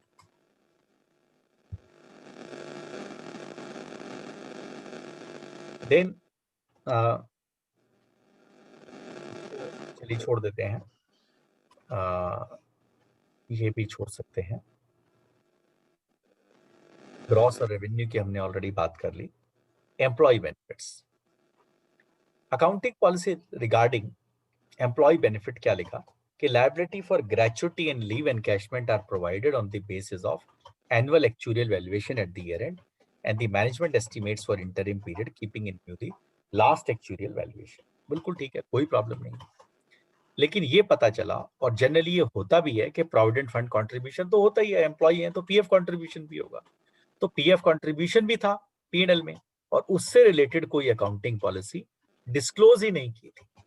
इसलिए मेरा सजेशन तो ये है कि देखिए, हमने इंस्टीट्यूट में अब जो है एक अकाउंटिंग स्टैंडर्ड की डिस्क्लोजर चेकलिस्ट बनाई हुई है, वो आप सामने रखिए, उसको डाउनलोड कर लीजिए, उसको अपनी हर ऑडिट की वर्किंग पेपर फाइल में लगा लीजिए और उसके आगे टिक या क्रॉस लगाते जाइए। Yes, no, not applicable. Yes है तो ठीक है, नॉट एप्लीकेबल है तो भी ठीक है। अगर कहीं पे नो आता है किसी क्वेश्चन का भी आंसर तो प्रॉब्लम है। हमने वो चेकलिस्ट इसी तरह से बनाई है कि हर यस का मतलब वाकई यस के कोई प्रॉब्लम नहीं है, हर नॉट एप्लीकेबल का मतलब कोई प्रॉब्लम नहीं है, और नो का मतलब प्रॉब्लम है। तो काफी हमने कॉम्प्रिहेंसिव चेकलिस्ट बनाई हुई है, इसको आप जरूर, और इंस्टीट्यूट की वेबसाइट पे डाली हुई है, सबके लिए फ्री टू डाउनलोड है। अब इंस्टीट्यूट के सारे पब्लिकेशन की जो सॉफ्ट कॉपी है that is available free as a free to download. चलिए सर, अब आते हैं AS2 पे, इन्वेंट्रीज पे। स्टैंडर्ड तो 27 है टोटल, नंबरिंग चाहे 29 तक है, बट स्टैंडर्ड 27 तक है। देन वैल्यूएशन ऑफ इन्वेंट्री में पैरा 5 पे सबसे ज्यादा एरर मिलती हैं। 45% एरर जो है पैरा 5 पे मिली हैं, 27% एरर जो है पैरा 26 पे हैं, और जो 13% एरर है वो पैरा 3 पर है। So will talk about some of these errors in the valuation of inventory. Inventory valuation कहता क्या है? पहली बात तो इन्वेंट्री वैल्यूएशन कहता है inventories are those assets which are held for trading in the ordinary course of business or for production or for internal consumption. तो देखिए, जो ट्रेडिंग है ये एक चीज तो हम लेके चलें कि if there is a particular item, for example land, generally it will be a fixed asset or a property, plant and equipment for most of the companies, but when it comes to real estate it will be an item of inventory. तो हर एक के लिए एक ही accounting treatment नहीं होगा, this we must keep in mind. Secondly, inventory, अब या जैसे अगर मैं ज्वेलरी का एग्जांपल लूं तो ज्वेलरी इज नॉर्मली आपकी इन्वेंट्री नहीं होती, लेकिन अगर आपका ज्वेलरी का बिजनेस है, अगर आप ज्वेलर हैं तो then it will be an inventory. So एक तो अकाउंटिंग पॉलिसीज में काफी बार ये नहीं देखने को मिलता कि ये लिखा हो that inventories are stated at are valued at lower of cost and net realisable value. कभी रियलाइजेबल वैल्यू लिखा होता है, कभी कॉस्ट लिखा होता है, दोनों ही गलत है। We must say that the inventories are valued at lower of cost and net realisable value, and then we must also give the method of valuation of inventory. As far as the method of valuation of inventory is concerned, so AS2 says you can value the inventory on FIFO basis, weighted average basis, retail price method, standard cost method, etc. Now, but LIFO allowed नहीं है, ये आप ध्यान रखिएगा। Secondly, जो work in progress है, work in progress किस cost पे होगा? देखिए, उसमें रॉ मटेरियल कॉस्ट आएगी, लेबर कॉस्ट आएगी, direct labour, and appropriate overheads आएंगे, आपके fixed and variable manufacturing overheads आएंगे। तो वो भी आपको लिखना चाहिए, रादर देन लिखें कि work in progress is valued at direct raw material cost and appropriate cost of completed process. Appropriate cost of completed process लिखने से नहीं होगा। देन फॉर रॉ मटेरियल, ये हमें ध्यान रखना है कि रॉ मटेरियल के लिए पैरा 24 है AS2 में, विच सेज, जैसे फॉर एग्जांपल एक रॉ मटेरियल है आपका, 10 रुपए पे आपने परचेज किया और आज उसकी मार्केट वैल्यू 8 रुपए है। तो नॉर्मली अगर मैं प्रिंसिपल पे जाऊं, then it should be the lower of cost and net realisable value, तो इसको मुझे 8 रुपए पे रखना चाहिए और 2 रुपए मुझे राइट ऑफ करने चाहिए। But what para 24 says is, para 24 says if the finished goods in which such raw material are to be used is expected to be sold at or above cost, then we are not required to write down the raw materials. Suppose ये raw material किसी एक product के production में लगना है और वो product की कॉस्ट आ रही है 100 रुपए, इंक्लूडिंग ये 10 रुपए रॉ मटेरियल के, और उसकी नेट रियलाइजेबल वैल्यू जो है वो 100 रुपए से ऊपर है, सपोज 105 रुपए है, तो उस केस में मैं इस रॉ मटेरियल को 8 रुपए पे रिड्यूस नहीं करूंगा, इस पे मैं 10 रुपीज पर ही मैं इसको दिखा, ये पैरा 24 में लिखा है। देन अगर और कुछ एग्जांपल्स अगर हम लेके एरर्स के, हाँ, कई कई कंपनीज की बैलेंस शीट में लिखा है inventories are valued at cost और मार्केट वैल्यू। देखिए वर्ड है कॉस्ट और net realisable value. Net realisable value is not necessarily equivalent to the market value, because market value में सेलिंग कॉस्ट रिड्यूस नहीं की जाती, और वैसे भी जब नॉमेनक्लेचर हमारा नेट रियलाइजेबल वैल्यू है तो हमें नेट रियलाइजेबल वैल्यू ही लिखना चाहिए। एक और जो लास्ट लाइन अगर आप देखेंगे, जो मैंने आपको शुरू में भी बताया था, raw material consumable store and spares are valued at lower of cost और net realisable value as certified by the management. We cannot write as certified by the management. We have to be satisfied as an auditor. Then मैं कुछ और example लेकर चलता हूँ। ये तो वही मार्केट वैल्यू के एरर्स हैं जो जनरली मिली हैं, which are same. Excise duty also we have discussed. Again एक केस में लिखा मिला stock of paper books and magazine is as certified by the management. Again that is wrong, that is not an acceptable sentence. Then we have covered, yeah, एक case में हमें मिला कि accounting policy on valuation of inventory दी नहीं, so obviously that's an error. We must ensure that all accounting policies, all significant accounting policies are disclosed in the financial statements. Another example, in case of a company, it was noted that short-term provision दिखाए हुए थे old inventory के लिए। इसका मतलब है कुछ inventory मेरी ऑब्सोलीट हो गई है, पुरानी हो गई है, जिसपे मेरे को लग रहा है अभी पूरी वैल्यू फेच नहीं होगी। अगर ऐसा है फ्रेंड्स, तो आप ये ध्यान रखिए कि उसको हमें इन्वेंट्री से ही रिड्यूस करना है, अलग से प्रोविजंस में, शॉर्ट टर्म प्रोविजंस में नहीं दिखाना है। इन्वेंट्री का आप जब शेड्यूल बनाएं या नोट्स बनाएं, आप वहीं से लेस प्रोविजन फॉर ऑब्सोलेसेंस को रिड्यूस करें। तो ये प्रेजेंटेशन एरर है, प्रेजेंटेशन एरर है, मेजरमेंट एरर नहीं है, लेकिन प्रेजेंटेशन एरर भी एरर ही होती है, ये आप ध्यान रखिएगा। एक इंटरेस्टिंग एग्जांपल, एक कंपनी ने लैंड इन्वेंट्री में दिखाई और उससे पहले उसको वो फिक्स एसेट्स में दिखाते थे, और जो नोट लिखा हुआ था वो नोट था कि company entered into an agreement with x limited for the purpose of development of the commercial come residential project in Mumbai. In accordance with the agreement, company has to contribute its land and X Limited is required to incur all the developmental expenses of the project with the understanding to share the ownership of the project in an agreed ratio. The construction or development of the project was stayed by the Honorable Supreme Court of India, stating that the same land can be used for the purpose of agro-industry or any other permissible industry under the current regulation. Management is exploring the possibility to use the land in question as per the permissible regulations.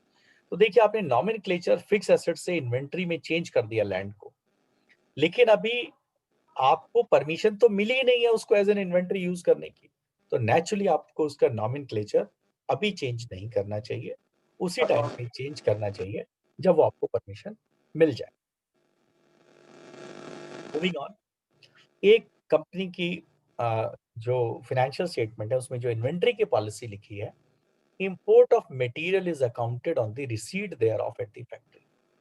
Prima facie तो लगा है कि ठीक ही है, इसमें क्या problem, लेकिन please remember that companies are required to make the financial statement on accrual basis.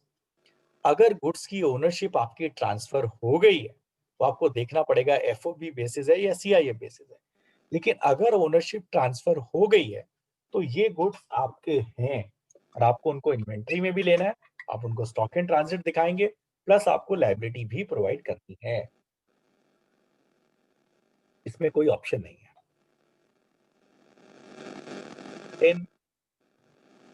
moving on.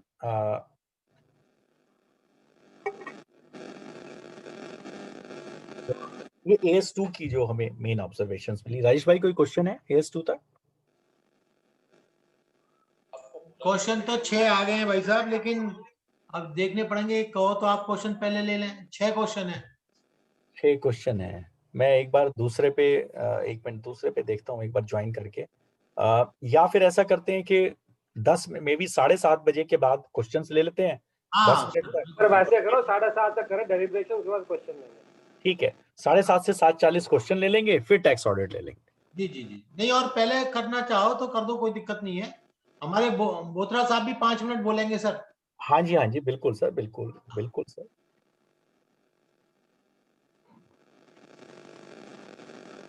अभी ये प्रेजेंटेशन दे करके आए हैं अपनी निर्मला सीतारमन जी को। बहुत बढ़िया बात है sir. 1% tax as GST hmm, on all item. अच्छा। और हाँ, without any input and downgrade of the revenue. बहुत बढ़िया सर, बहुत बढ़िया, बहुत ही बढ़िया बात है। अगर मान लें तो बहुत बढ़िया। मैं तो कहता हूँ इनकम टैक्स को भी 10% कर दो और GST को 1% कर दो तो बहुत ही अच्छा है। जी जी जी जी, तो राजेश भाई मुझे क्वेश्चंस अभी दिखाई नहीं दे रहे दूसरे। कोई बात नहीं, अच्छा, बाद में ले लेंगे, बाद में ले लेंगे सर। नहीं आ गए हैं, आ गए हैं। आगे ना। योगी राज नवाले जी का क्वेश्चन है, if risk and reward related to goods transferred to customer only at the time goods reaches to their factory or warehouse, in that case if goods reach to customer after the end of the year and client recognize such transfer of good as sale, in that case what auditor need to do?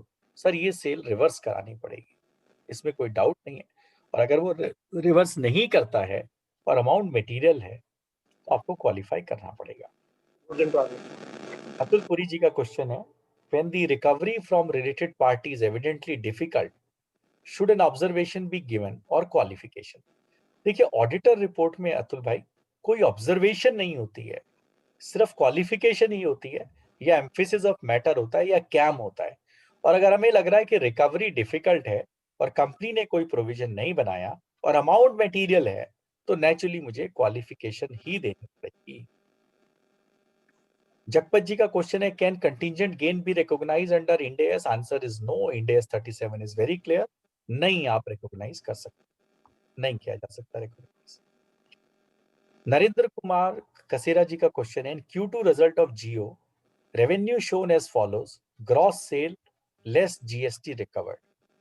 देखिए sir मैं इस पे कोई comment नहीं करूंगा, मैंने आपको बताया GST is collected on behalf of the government.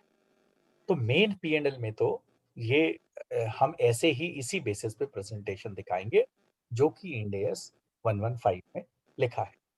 Atul Puri जी का क्वेश्चन, पर नोट्स में अगर कोई ग्रॉसिंग अप दिखाना चाहे तो दिखा सकते। अतुल पुरी जी का क्वेश्चन है, several clients manufacture more than one product and some of the fixed overheads are common, what is the best way to allocate these? हाँ ये क्वेश्चन अतुल जी इनफैक्ट मैं आपको उस कॉन्टेक्स्ट में भी बताऊं, इन्वेंट्री के कॉन्टेक्स्ट में भी, because it's a common error कि जो फिक्स प्रोडक्शन ओवरहेड्स है ना, वो फिक्स प्रोडक्शन ओवरहेड कई बार हम एक्चुअल कैपेसिटी के बेस पे एलोकेट करते हैं, जो कि गलत है। वो नॉर्मल कैपेसिटी के बेस पे ही एलोकेट होने चाहिए। अब अगर कॉमन ओवरहेड्स हैं, और होते ही हैं कॉमन ओवरहेड्स, कोई नई बात नहीं है, तो हम एक एलोकेशन बेसिस निकालते हैं। देखिए जब हमने CA किया या जब हम BCom में थे, और CA तो सभी ने किया, नेचुरली सारे ही चार्टर्ड अकाउंटेंट हैं, तो कॉस्टिंग में हमने बेसिस ऑफ ओवरहेड एलोकेशन पढ़ा। किसी ओवरहेड को, फॉर एग्जांपल रेंट को, तो हम बांटते हैं एरिया के बेस पे, स्टाफ वेलफेयर को बांटते हैं एम्प्लॉइज के बेस पे। तो नेचुरली हमें कोई ना कोई सूटेबल बेसिस ऑफ एलोकेशन लेके उसको अलग अलग प्रोडक्ट्स पे एलोकेट करना है। गुरप्रीत जी का क्वेश्चन है, scrap is accounting on cash basis, is it okay? Answer is no. Insurance claim is accounted on receipt basis, is it okay? Answer is no. These are to be accounted on accrual basis. Insurance claim में naturally आप ये नहीं कि आपने claim file कर दिया और आपने रिकॉग्नाइज कर लिया, आपको उसकी सर्टेनिटी देखनी है। आपको लग रहा है ये क्लेम आ जाएगा, अच्छे चांसेस हैं, देन आप रिकॉग्नाइज कीजिए। लेकिन आपको लगता है अभी तो क्लेम एडमिट भी नहीं हुआ है, then obviously you should not recognise it. ये क्वेश्चंस अभी तक आए हुए थे जो मैंने सारे ले लिए, अनलेस एक क्वेश्चन रह गया एक और है अतुल पुरी जी का, in cases where the client has several units all over the country, how to physically verify? देखिए बिल्कुल सही है, बहुत प्रैक्टिकल क्वेश्चन है आपका। तो मैंने जैसे कहा कि 60 से 70% वैल्यू मैं लेके चलता हूं कि मेरी कवरेज होनी चाहिए। सपोज 100 लोकेशन है और 4 लोकेशन से मेरे को लगता है कि 60 से 70% वैल्यू कवर हो जाएगी, तो ठीक है, उतनी वैल्यू मैं लेके चलूं। लेकिन अगर आप कहें नहीं जी मेरे क्लाइंट की तो ऑलमोस्ट इक्वली स्प्रेड है, हो भी सकता है, कोई सी बड़ी बात। तो उस केस में मुझे क्या करना चाहिए, या तो मैं उसमें जो है परपेचुअल इन्वेंटरी सिस्टम लगा सकता हूं कि over a period of the year कर रहे हैं, या दूसरा मैं एक आउटसाइड एक्सपर्ट की हेल्प ले सकता हूं। मैं किसी और इंडिपेंडेंट ऑडिटर को रिक्वेस्ट कर सकता हूं 31 मार्च को वो स्टॉक वेरीफाई करने की, उसको अपनी इंस्ट्रक्शंस भेज सकता हूं, वीडियो पे कुछ पार्ट इंस्पेक्ट कर सकता हूं, बट एक्चुअली उसकी इंडिपेंडेंस भी मेरे को देखनी पड़ेगी। वो मेरा ही एक्सपर्ट होगा, मैनेजमेंट का एक्सपर्ट नहीं होगा, एंड नेचुरली उसकी फीस भी आपको क्लाइंट से मांगनी पड़ेगी। चलिए सर आगे चलो। AS3 cash flow statement. Generally cash flow statement को हम इग्नोर कर देते हैं, लेकिन ये मैं आपको बताऊं, कैश फ्लो स्टेटमेंट सबसे इंपॉर्टेंट स्टेटमेंट है। और कोरोना के टाइम पे तो कैश से इंपॉर्टेंट कुछ है ही नहीं। अभी कल ही डिमोनेटाइजेशन के 4 साल पूरे हुए हैं, तो मेरा मतलब कैश का कैश से नहीं है, कैश का मतलब बैंक बैलेंस से भी है। हालांकि कैश भी जो रिपोर्ट आई है कि इकोनॉमी में आज जो कैश है वो इंडिपेंडेंस के बाद हाईएस्ट लेवल पर है। यानी कि नोट बंद 500 और 1000 के नोट बंद होने के बाद भी आज जो सिस्टम में कैश है वो अब तक के हाईएस्ट लेवल पर है। मैं मानता हूँ cash is king, rest all is general entry.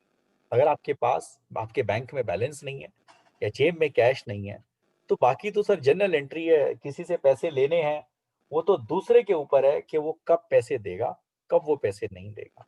तो कैश फ्लो स्टेटमेंट तो किसी भी कंपनी का बैरोमीटर है, और आपको ये प्रॉपरली एनालाइज करना ही चाहिए उस कंपनी की फाइनेंशियल पोजीशन समझने के लिए।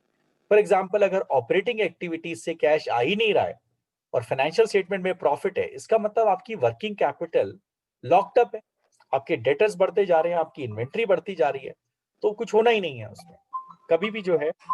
देन आप how will you manage it, that is the question. तो सो बेसिकली देखिए एक जगह हमें मिला कि जो net profit for the year था वो was inclusive of unrealised exchange rate difference, interest and dividend income. जो कैश फ्लो स्टेटमेंट में था वो नहीं करना चाहिए, because unrealised exchange rate difference is not an item of cash. Similarly interest और डिविडेंड की प्रेजेंटेशन जो है वो एक सेपरेट प्रेजेंटेशन होती है। देन ये ऑब्जर्वेशन थी, मैंने एक्सप्लेन कर दी। एक फाइनेंशियल कंपनी में, मतलब वो फाइनेंस कंपनी है और वहां पर लोन रीपेमेंट और लोन डिसबर्स्ड को cash flow from financing activity दिखाया है, हो ही नहीं सकता सर। वहां तो ये ऑपरेटिंग आइटम है और इसको ऑपरेटिंग एक्टिविटी में ही दिखाया जाएगा। देन एक कंपनी में, एक लिस्टेड कंपनी की सब्सिडरी है, उसमें कैश फ्लो स्टेटमेंट नहीं बनाया गया। बड़ा टेक्निकल पॉइंट है ये कहते हुए कि small and mid size company है और हमें कैश फ्लो की एग्जम्पशन है। वेल, एग्जम्पशन है, इसमें कोई डाउट नहीं है, लेकिन small and medium size company की डेफिनेशन में ये भी लिखा हुआ है कि आप अगर किसी लिस्टेड कंपनी की सब्सिडरी हैं तो आपको small and mid size company नहीं माना जाएगा। तो नेचुरली जब आपको small and mid size company नहीं माना जाएगा तो वो एग्जम्पशन भी आपको नहीं मिलेगी, ये आपको ध्यान रखना है। एक जो एरर और मिली वो ये थी कि unsecured loan, deposit, borrowing, investments को नेट बेसिस पर दिखाया गया। यानी कि सपोज 100 करोड़ की बोरिंग ली और 90 करोड़ की रीपे की, तो 10 करोड़ नेट दिखाया हुआ है, borrowings taken 10 crore. Answer is no, ये आपको ग्रॉस बेसिस पर दिखाना है। हाँ, अगर आपका फाइनेंसिंग का बिजनेस है तो आप नेट बेसिस पर दिखा सकते हैं। देन एक नॉन फाइनेंस कंपनी में, यानी कि एक नॉर्मल कंपनी में जिसका फाइनेंसिंग का बिजनेस नहीं है, इंटरेस्ट को cash flow from operating activity दिखाया है, वो भी गलत है। इसी तरह से वो आपका जो इंटरेस्ट पेड है वो फाइनेंसिंग एक्टिविटी आएगा। इसी तरह से डिविडेंड पेड को इन्वेस्टिंग एक्टिविटी का कैश फ्लो दिखाया है, that is also wrong. Dividend paid आपकी फाइनेंसिंग एक्टिविटी है। सिमिलरली डिविडेंड रिसीव्ड को cash flow from financing activity दिखाया है, again this is wrong, this should be cash flow from the investing activities. So interest paid, financing activity; interest received, investing activity; dividend paid, financing activity; dividend received, investing activity. Then जो cash और bank balances के notes में था कि cash and bank balances includes margin money, unpaid dividend account, fixed deposit under lien and earmarked balances against gratuity. अगर ऐसा है then AS3 says कि आप जब कैश और कैश इक्विवेलेंट आप दिखाते हैं तो वहां पे एक मैनेजमेंट कमेंट्री देंगे कि ये जो बैलेंसेस हैं these are not available for use by the management, क्योंकि आपका margin money, unpaid dividend bank account, fixed deposit under lien और जो ईयर मार्क बैलेंसेस हैं वो आप फ्रीली यूज नहीं कर सकते, उनका जो पहला चार्ज है वो किसी और के पास है। देन ऐसे भी इंस्टेंसेस मिले हैं कि कैश और कैश इक्विवेलेंट का बैलेंस जो कैश फ्लो स्टेटमेंट में है वो टैली ही नहीं करता कैश और बैंक बैलेंस से। हो सकता है कैश और बैंक बैलेंस से टैली ना करे, क्योंकि बैंक बैलेंस में तो जो 3 महीने से बाद के बैलेंसेस हैं वो भी आते हैं, लेकिन अब तो कैश और कैश इक्विवेलेंट अलग से दिखाना होता है, तो वो तो फिगर मैच होनी चाहिए। देखिए कई बार हमने देखा है कैश फ्लो स्टेटमेंट में कई बैलेंसिंग फिगर डाल देते हैं डायरेक्ट टैक्सेस पेड में, फिक्स एसेट्स वगैरह में, वो नहीं कर सकते। मैं तो मानता हूँ बेस्ट प्रैक्टिस ये है कि कैश फ्लो स्टेटमेंट के भी हर आइटम को आप रिकंसाइल करें, वो रिकंसिलेशन आपके वर्किंग पेपर्स में होना चाहिए। देन ये सिमिलर नेचर की हैं जो ऑब्जर्वेशंस हैं।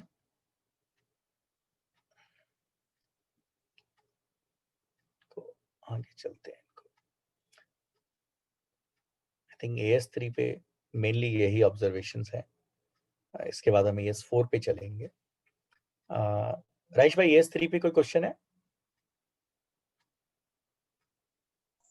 क्वेश्चन तो आए हैं सर, एक ना कोई क्वेश्चन नहीं है सर, नो कोई क्वेश्चन। क्वेश्चन? चलिए सर AS4 पे चलते हैं। AS3 के तो सिमिलर नेचर के क्वेश्चंस हैं, मतलब जो ऑब्जर्वेशंस हैं, जो एरर्स हैं, वो जो है। अब AS4 पर आते हैं। AS4 पे हमें जो टॉपिक है contingencies and event occurring after the balance sheet date है। कंटिजेंसी तो अब AS29 में शिफ्ट हो गई है, so AS4 now deals with the events occurring after the balance sheet date. तो एक नोट था एक कंपनी के केस में, checks received from XYZ Marketing Services Private Limited were dishonored during the year. Company has initiated legal proceeding against the said party under Section 138 of the Negotiable Instrument Act. The management is confident of recovery of the dues and hence no provision is required. देखिए sir, हमें एक analysis करना होता है, PPR analysis इसको बोलते हैं, probable, possible and remote. AS29 में ये हमारा होता है। प्रोबेबल है मोर लाइकली देन नॉट, 50% से ज्यादा चांसेस, पॉसिबल है 50% से कम चांसेस, और रिमोट है ना के बराबर चांसेस। अब आपने ऑलरेडी 138 के अंडर केस फाइल किया हुआ है और फिर भी कहीं कि हम कॉन्फिडेंट ऑफ रिकवरी हैं, पैसा आ ही जाएगा, तो हम ये ध्यान रखें कि पैरा 9.2 ऑफ AS4 जो है वो ये कहता है कि अगर आप बिल्कुल ही इसको कंटिंजेंट मानते हैं इस लॉस को, तो एटलीस्ट एस्टीमेट जो उसके फाइनेंशियल इफेक्ट का है वो आपको देना चाहिए। इस केस में वो डिस्क्लोज नहीं किया हुआ था। मैं तो कहूंगा ऐसे केसेस में कुछ ना कुछ प्रोविजन भी बना के चलना चाहिए। देन AS5 पर आते हैं। AS4 में एक ही ऑब्जर्वेशन थी। AS5 deals with net profit और loss for the period, prior period item and changes in accounting policy. अब कुछ आइटम ऑफ इनकम एक्सपेंडिचर मिले ऐसी फाइनेंशियल स्टेटमेंट में जो कि डायरेक्टली डेबिट और क्रेडिट किए हुए थे रिजर्व एंड सरप्लस को। Gain on commutation of sales tax deferral loan, short provision for bonus, provision for income tax relating to earlier year, investment written off. Friends, ऐसा कोई भी आइटम डायरेक्ट आप reserve and surplus में नहीं लेके जा सकते। ये चारों के चारों आइटम जो हैं ये P&L से ही रूट होने चाहिए। देन एक ऑब्जर्वेशन मिली कि कैश फ्लो स्टेटमेंट में तो एक्स्ट्रॉर्डनरी आइटम दिखाए हुए हैं, लेकिन P&L में एक्स्ट्रॉर्डनरी आइटम नहीं दिखाया हुआ। तो naturally this is a contradiction. अगर कोई एक्स्ट्रॉर्डनरी आइटम है तो वो P&L में भी आएगा और उसका separate disclosure para 8 of AS5 के अंडर आपको देना पड़ेगा। एक और कंपनी के केस में प्रायर पीरियड में ये इंफॉर्मेशन डिस्क्लोज की थी। Prior period income was shown under other income. Prior period expenses were shown under selling and administrative expenses. Prior period expenses were shown in P&L. Prior period adjustment net was shown below profit after tax. Prior period income किसी एक और company ने revenue में दिखाई हुई थी और prior period expenses किसी एक कंपनी ने इंफ्रास्ट्रक्चर एक्सपेंस में दिखाए हुए थे। देखिए AS5 का जो पैरा 15 है बड़ा क्लियरली कहता है कि प्रायर पीरियड इनकम और प्रायर पीरियड एक्सपेंसेस आप सेपरेटली डिस्क्लोज करेंगे on the face of profit and loss account. उसका ब्रेकअप आप नोट्स में दे सकते हैं बट इसको किसी हेड में आप मर्ज नहीं करेंगे। तो to that extent it was not correct.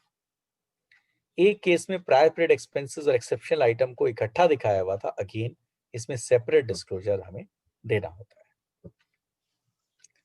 Then एक कंपनी के केस में sundry balances written off prior period adjustment दिखाए हुए थे। Again this is not a prior period adjustment. अगर ये एस्टिमेट चेंज है तो इसको as a change in estimate दिखाना चाहिए। देन एक केस में following item of income expenses have been shown in the P&L under the head appropriation, provision of earlier year taxation and write back of debt and sales tax due। Sir ये कोई appropriation नहीं है, इसी साल का charge है P&L का, ये expenses में आएंगे।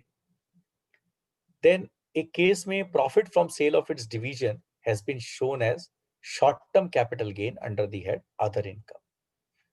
तो ये एक एक्सेप्शनल आइटम की कैटेगरी में आना चाहिए था और अलग से डिस्क्लोजर इसका AS5 में होना चाहिए। एक और कंपनी के केस में कई तरह के ऐसे एक्सेप्शनल आइटम लिए हुए हैं। Gain on finance lease arrangement, sir कोई एक्सेप्शनल आइटम नहीं होता है। Right back of compensation under employee stock option scheme, loss on fair valuation of a derivative contract, foreign currency translation reserve return of, foreign exchange fluctuation differences, gain on payment of FCCB, foreign currency convertible bonds, tax impact on credit or charge in respect of exceptional item, इनमें से कोई भी जो है exceptional items नहीं है। Then extraordinary item में था profit on sale of one business unit to subsidiary company, capital loss arising from disinvestment and winding of the wholly owned subsidiary company। अगर extraordinary item की definition पे जाएंगे तो these will not satisfy the definition of extraordinary item और इनको as an exceptional item दिखाना चाहिए था। तो ये इस तरह की ऑब्जर्वेशंस AS5 में आई हैं। अब keeping in view the time which we have fixed, मैं अब बस अभी तक के कोई क्वेश्चंस है तो वो क्वेश्चंस लूंगा AS5 तक के और उसके बाद जो है मैं टैक्स ऑडिट की ऑब्जर्वेशन लूंगा सो दैट अजय बोत्रा जी के लिए भी टाइम रहे। No question sir, no question, ठीक है सर, थैंक यू। ठीक है सर। सो हमने 5 स्टैंडर्ड हमने कवर किए। हमने करीब करीब 40-50 जो कॉमन एरर्स थी उनके बारे में डिस्कस किया। और ये अगर आप देखिए बुक तो 550 पेज की जो इंस्टीट्यूट ने निकाली है, तो बुक तो मुझे नहीं लगता कभी किसी को पूरा पढ़ने का टाइम मिलेगा। लेकिन एटलीस्ट ये PPT भी अगर आप गो थ्रू कर लेंगे, वो भी नहीं कर सकते अगर, तो एटलीस्ट अकाउंटिंग स्टैंडर्ड की डिस्क्लोजर चेकलिस्ट ही देख लेंगे तो भी कुछ ना, वैसे तो as chartered accountant as auditor कोई एक्सक्यूज नहीं है, हमें सब पता ही होना चाहिए। बट जितना ज्यादा हम इसको अप्लाई कर सकेंगे उतना अच्छा है। और फ्यूचर में कभी इस टॉपिक पे दोबारा सेशन होगा तो मैं AS5 तक नहीं लूंगा, फिर उसके बाद ही लूंगा। चलिए सर, अब टैक्स ऑडिट पर आते हैं। ये अप्रोच टू टैक्स ऑडिट हमने इसको नाम दिया है, जो हमने पब्लिकेशन भी निकाला इंस्टीट्यूट की साइड से। इसमें कुछ ही क्लॉजेस पे मैं बात करूंगा, तो बाकी पूरी प्रेजेंटेशन मैंने राजेश भाई को दी हुई है, बट मैं कुछ उस पे बात करूंगा। देखिए हमने इस चेकलिस्ट में लिखा है, many of the tax audit report do not have the paragraph relating to assessee's responsibility and tax auditor responsibility, जो कि SA 700 में लिखी हुई है। तो हमें टैक्स ऑडिटर किस चीज के लिए रिस्पॉन्सिबल है और असेसी किस चीज के लिए, वो हमें देना चाहिए। Then some of the tax audit report contained a reference about the attached physically signed tax audit report which mention these paragraphs, कि वो वहां लिखे हैं, लेकिन सर हमें यहां पर ही रिप्रोड्यूस करने हैं clause 3 of form number 3CA and clause 5 of form number 3CB। अब एक जो बहुत इंपॉर्टेंट पॉइंट है, बहुत ही इंपॉर्टेंट पॉइंट है, बहुत सारी टैक्स ऑडिट रिपोर्ट में, और मैं कहूंगा 60-70% टैक्स ऑडिट रिपोर्ट में ये एरर है कि जो क्वालिफिकेशन है वो हमने क्लॉज 3 और क्लॉज 5 में नहीं दी, नोट्स में दे दी। किस तरह की क्वालिफिकेशन है? अगर मैं कहूं तो क्लॉज 31 पे भी आएंगे, 269 SS 269 TT की भी बात करेंगे, रूल 6 DD की भी बात करेंगे, जहां पर से फॉर एग्जांपल मुझे ये देखना है कि 10,000 से ऊपर की पेमेंट अकाउंट पे ही चेक से हुई है कि नहीं हुई है, या कहीं बेरर चेक से तो नहीं होगी, या कैश तो नहीं होगी।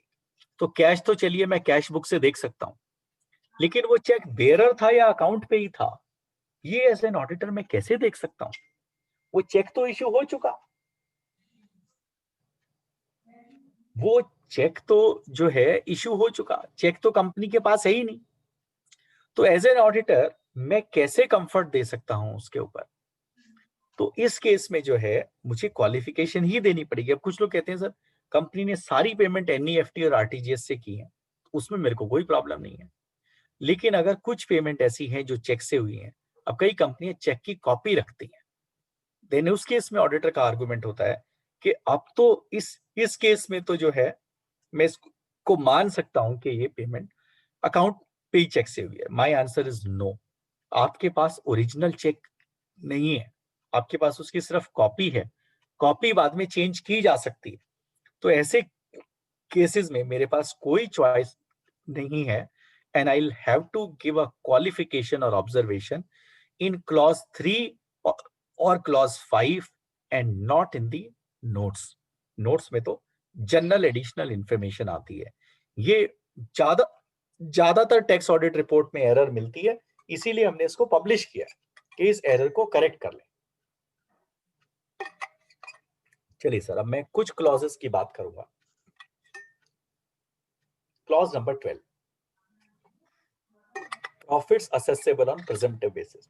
आपको टैक्सेशन मुझसे ज्यादा आता है, मैं टैक्सेशन पे कोई चांस नहीं ले रहा, मैं सिर्फ जो टैक्स ऑडिट चेकलिस्ट है उसमें कुछ क्लॉजेस के बारे में आपको क्या क्या चेक करना चाहिए, क्या क्या लिखना चाहिए, मैं उसकी बात कर रहा हूं।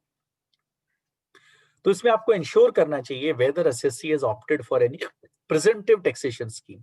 अगर यस है तो क्या उसका अमाउंट और सेक्शन वो लिखा हुआ है, and secondly whether such profit and gain have been included in the P&L। फिर है मेथड ऑफ अकाउंटिंग। क्या हमने मेथड ऑफ अकाउंटिंग असरटेन कर लिया? क्या हमने मैनेजमेंट रिप्रेजेंटेशन लिया कि कौन सा मेथड ऑफ अकाउंटिंग वो यूज कर रहे हैं? क्या मेथड ऑफ अकाउंटिंग चेंज हुआ? अगर हुआ तो क्या हमने उसको रिपोर्ट किया, उसके इफेक्ट को रिपोर्ट किया? और 145(2) में ICDS के अंदर क्या हमने उसको रिपोर्ट किया? और अगर कोई भी हमारा मेथड ऑफ चेंज है तो क्या हमने उसका इंपैक्ट दिया? फिर क्लॉज 13F है, disclosure as required by ICDS। तो इंस्टीट्यूट ने ICDS पे टेक्निकल गाइड भी निकाली हुई है, तो क्या हमने ICDS की एप्लीकेबिलिटी चेक कर ली? देन अगर चेक कर ली तो क्या हमने उसके सारे डिस्क्लोजर दे दिए, सारी एडजस्टमेंट दे दी? 10 के 10 ICDS चेक करने हैं। अभी राजेश भाई के बेटे हैं राहुल, राहुल की बुक भी आई है ICDS पे, वो सारी चेकलिस्ट भी है और काफी एग्जाम्पल भी हैं, आप उसको जरूर पढ़ लीजिए। राजेश भाई आपको सॉफ्ट कॉपी अगर नहीं दी है तो दे ही देंगे। ICDS की जो भी आपकी रिक्वायरमेंट है वो आप इंश्योर कर लीजिए कि ICDS सारे फॉलो हो गए या नहीं हो गए। Then method of valuation of closing stock, वो आपको डिस्क्लोज करना है क्लॉज 14 में, और उसमें कोई डेविएशन है तो ध्यान रखिएगा ICDS 2 आपको यहाँ पर इंक्लूसिव मेथड कहता है, यानी कि GST या एक्साइज ड्यूटी आपको स्टॉक में ऐड करनी है, जबकि अकाउंटिंग स्टैंडर्ड के हिसाब से सिर्फ एक्साइज ड्यूटी आपकी ऐड होगी, GST नहीं होगा। टू दैट एक्सटेंट आपको यहाँ रिकंसिलेशन आपको दिखाना है। आपके प्रॉफिट में हो सकता है इससे कोई डिफरेंस ना आए, लेकिन फिर भी यहाँ जो है वो डिफरेंस आएगा। देन MSME क्लॉज 22, MSME का जो इंटरेस्ट इनएडमिसिबल है उसके लिए आप ये चेकलिस्ट, ये 5-6 स्टेप फॉलो कर लीजिए whether the assessee is obtaining goods or services from the person who are registered as micro and small enterprise, whether the auditor has collected the list of supplier registered under MSME Act, whether the auditor has obtained aging analysis of such suppliers, copies of arrangement ले ली क्या वो interest verify कर लिया agreement से, और अगर interest कोई पे नहीं हुआ और प्रोवाइड नहीं किया और अमाउंट अगर मटेरियल है, हालांकि टैक्स ऑडिट में तो मटेरियलिटी भी नहीं चलती, तो क्वालिफिकेशन दी है। फिर है 40A2B, जो हमारे रिलेटेड पार्टी की लिस्ट है और उनको जो पेमेंट है। पहली बात तो हमें लिस्ट ये ऑब्टेन करनी चाहिए, दूसरी बात इस पे मैनेजमेंट रिप्रेजेंटेशन भी लेना चाहिए, और उन सारी ट्रांजेक्शन्स में क्या अमाउंट आ रहा है वो चेक करना चाहिए। और अगर वो कॉर्पोरेट असेसी है या नहीं भी है तो देखना चाहिए जो AS 18 के मेरे जो डिस्क्लोजर्स हैं, क्या ये अमाउंट उससे टैली हो रहा है या नहीं है। फॉर एग्जाम्पल, AS 18 में 10 ट्रांजेक्शन दी गई हैं एक्सपेंडिचर की पेमेंट्स की, और यहाँ पे आपने 8 ही दी हैं। अगर वो स्पेसिफाइड पर्सन सेम है और आपने वो ट्रांजेक्शन मिस कर दी तो ध्यान रखना ये एरर है। इसके लिए अगर ये रिपोर्ट स्क्रूटनी में पिक होती है तो आपको नोटिस आएगा। सिमिलरली अगर इंस्टीट्यूट इसको टैक्स ऑडिट रिव्यू रिपोर्ट में लेता है, बोर्ड में लेता है, तो उसमें भी आपको नोटिस आएगा ही आएगा। ये हमें AS 18 से क्रॉस चेक जरूर करनी चाहिए। फिर आती है क्लॉज 26। क्लॉज 26 में सेक्शन 43B के डिस्क्लोजर्स हैं, और ये मैं कहता हूं एक रिकंसिलिएशन बनाना चाहिए, क्योंकि इसमें बड़ा कई बार कंफ्यूजिंग हो जाता है कि कौन सी लायबिलिटी आपकी प्री एग्जिस्टिंग थी on the first day of the previous year, लेकिन उस असेसमेंट ईयर में अलाउ नहीं हुई, लेकिन वो पे हो गई ड्यूरिंग द प्रीवियस ईयर और पे नहीं हुई, और कौन सी ऐसी है जो प्रीवियस ईयर में इंकर हुई और ड्यू डेट से पहले पहले पे हो गई, और कौन सी पे नहीं हुई।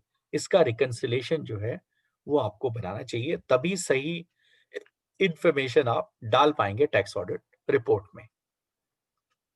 देन ये क्लॉज 31 की मैं बात करता हूं, अतुलपुरी जी ने इसी के लिए बोला था शुरू में। देखिए, ये जैसे मैंने रूल 6DD की बात की ना, ये प्रॉब्लम यहां भी आती है कि आपने कोई नया रीपेमेंट, नया लोन लिया या रीपेमेंट किया of specified sum during the year under consideration. क्या आपने कंप्लीट लिस्ट ऑफ बोरोइंग और रीपेमेंट ले ली अंडर सेक्शन 269 SS 269 TNST? क्या आपने मैनेजमेंट रिप्रेजेंटेशन ले लिया कि अगर कोई सम एक्सीड करता है स्पेसिफाइड लिमिट से तो वो अकाउंट पे चेक या ड्राफ्ट या NEFT या RTGS से पे हुआ है या IMPS से पे हुआ है? क्या आपने कोई एडवांस है प्रॉपर्टी के अगेंस्ट, उसको चेक कर लिया, कोई लिया हो या रीपे किया हो? और ये ध्यान रखिए, अगर 2 लाख से ऊपर का अमाउंट है from a person in a day और in respect of a single transaction और in regard to one event और occasion from a person, 269T का वायलेशन तो नहीं हुआ। मेरे पास तो अगर कोई ऐसी ट्रांजेक्शन आती हैं तो NEFT है और RTGS है तब तो ठीक है, अदरवाइज मेरे पास तो कोई तरीका नहीं है उसको चेक करने का कि अकाउंट पे चेक था या नहीं था, तो मैं तो उसमें क्वालिफिकेशन डालूंगा, और क्वालिफिकेशन भी मेन क्लॉज में आएगी। Similarly, whether loan confirmation from parties of secured unsecured loan was obtained or not, कि बैलेंस ठीक डाला है कि नहीं डाला है। हो सकता है यहाँ रिपोर्ट ही ना किया हो कोई, ठीक है, यहाँ तो हमें यही रिपोर्ट करना है कि स्पेसिफाइड थी कि नहीं, लेकिन बैलेंस सही है कि नहीं वो मुझे कैसे पता चलेगा। और अगर कोई एविडेंस नहीं मिली तो क्या हमने ऑडिट रिपोर्ट में उसको अप्रोप्रिएटली एड्रेस किया कि नहीं किया।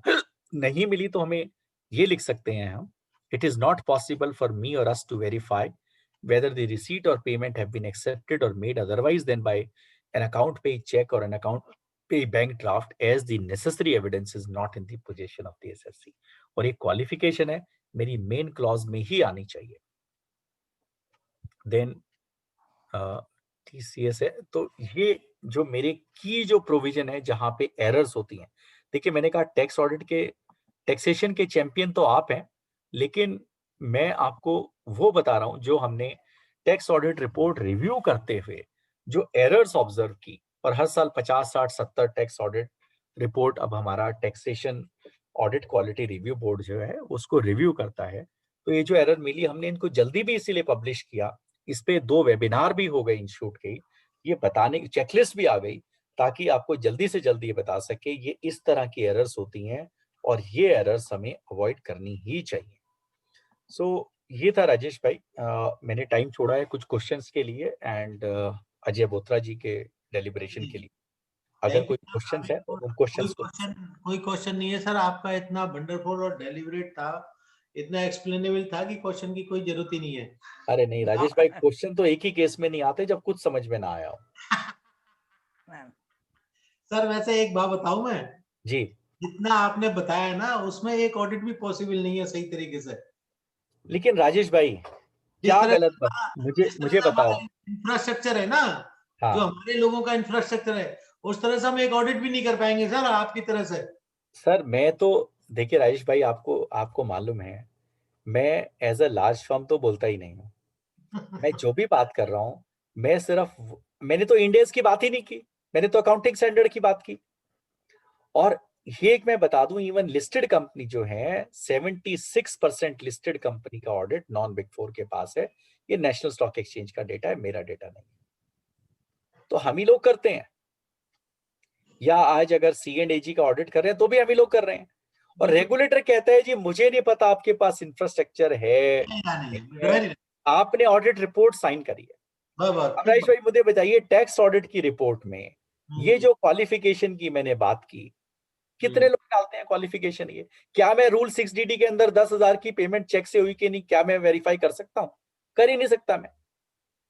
क्या मैं 269S में या टी में कर सकता हूं? मैं कर ही नहीं सकता। एक इसमें क्लॉज रह गई, क्लॉज 34, वो भी मैं आपको बता दूं, जो TDS की है। सर TDS के रिकंसिलेशन में भी हम क्वालिफिकेशन नहीं डालते।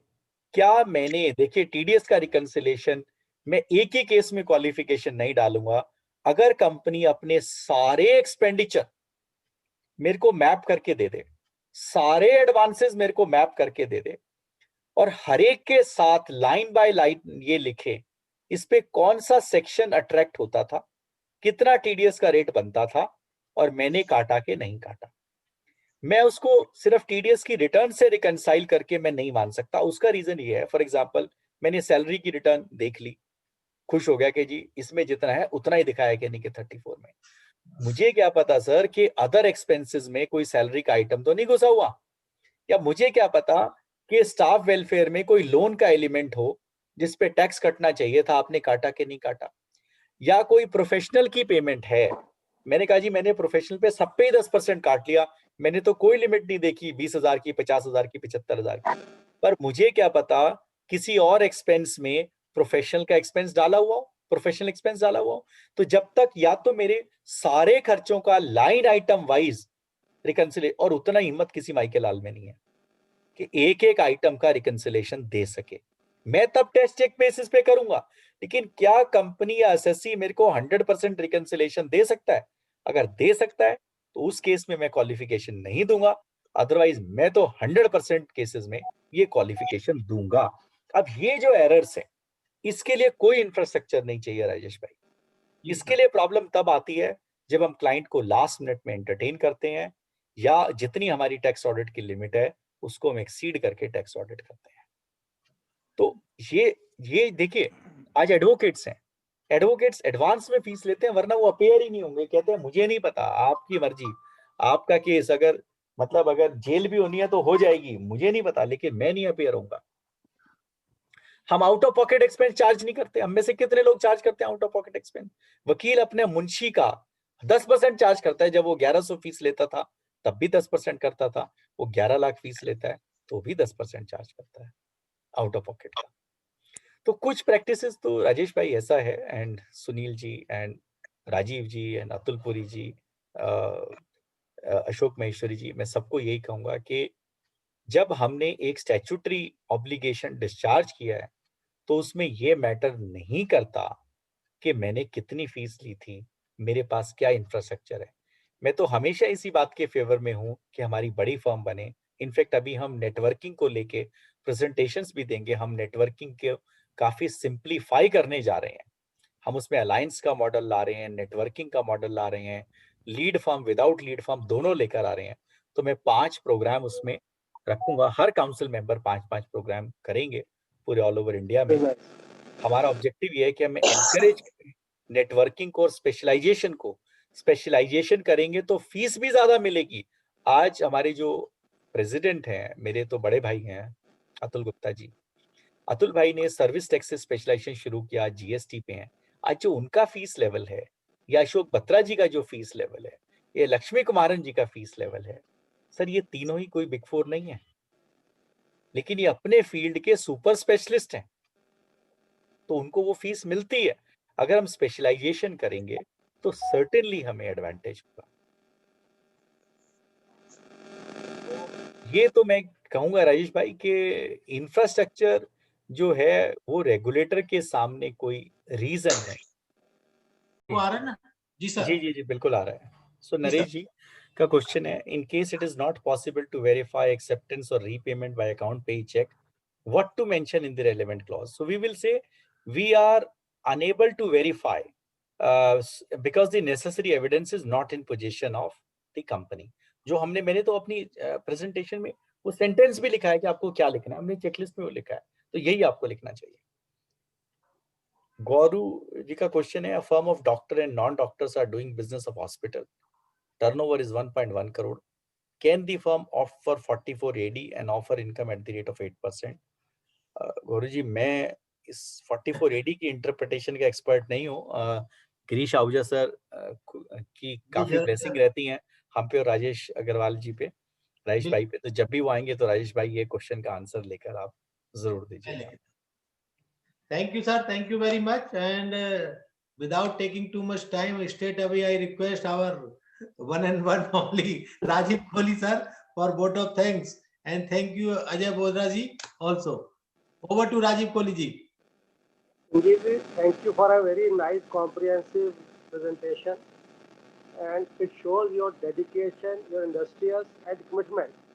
And I wish your son a very speedy recovery and should be recover fast. कि सर के इतने कंस्टेंट के बाद भी इतने प्यार से और इतनी डिटेल में हर चीज प्रैक्टिकली हमें समझा दी है। इसके अंदर we are most grateful to you sir. Cash के केस के अंदर आज की डेट के अंदर आरबीआई की गाइडलाइंस है, बैंक के अंदर जो भी बेरो चेक जाता है ना, वहाँ पे कैश आता है, पार्टी का नाम नहीं आता।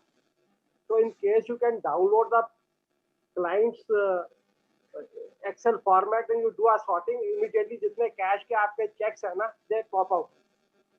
That you can do a further audit check to that. That possibility is always there, depending on the size and the quantum of the client.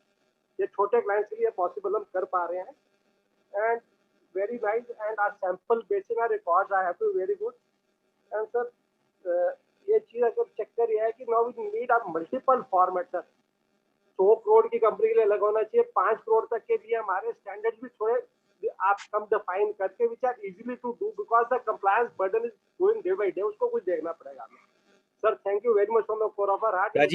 Rajiv ji मैंने काउंसिल में प्रपोज किया हुआ है कि small and mid size non corporate entities के standard हम simplify करें। मैं खुद काउंसिल मेंबर हूं और मैंने ये प्रपोज ऑलरेडी किया हुआ है। इसके लिए बहुत सारी मीटिंग भी की है हमने, आउटरीच प्रोग्राम किया है पूरे इंडिया में। अगर काउंसिल अप्रूव करती है तो यकीन मानिए कि छोटी एंटिटीज, उसका टर्नओवर क्या होगा अभी पता नहीं, लेकिन मोस्ट लाइकली हमारा टारगेट है कि 5 से 10 करोड़ तक की नॉन कॉर्पोरेट एंटिटीज के लिए तो हम सिंप्लीफिकेशन ले आए, करीब हाफ कर दें इस बर्डन को। बिल्कुल सर, वो बड़ा जरूरी है आज की डेट के। दैट इज व्हाई बिजनेस वाला बहुत दुखी है आज की डेट के अंदर। Fully agree with. And your sir tax audit disclosures and your checklists are most famous, and the accounting standard disclosure list will be a most useful tool for all the practitioners, sir. Thank you very much, sir. Thank you, Rajiv ji.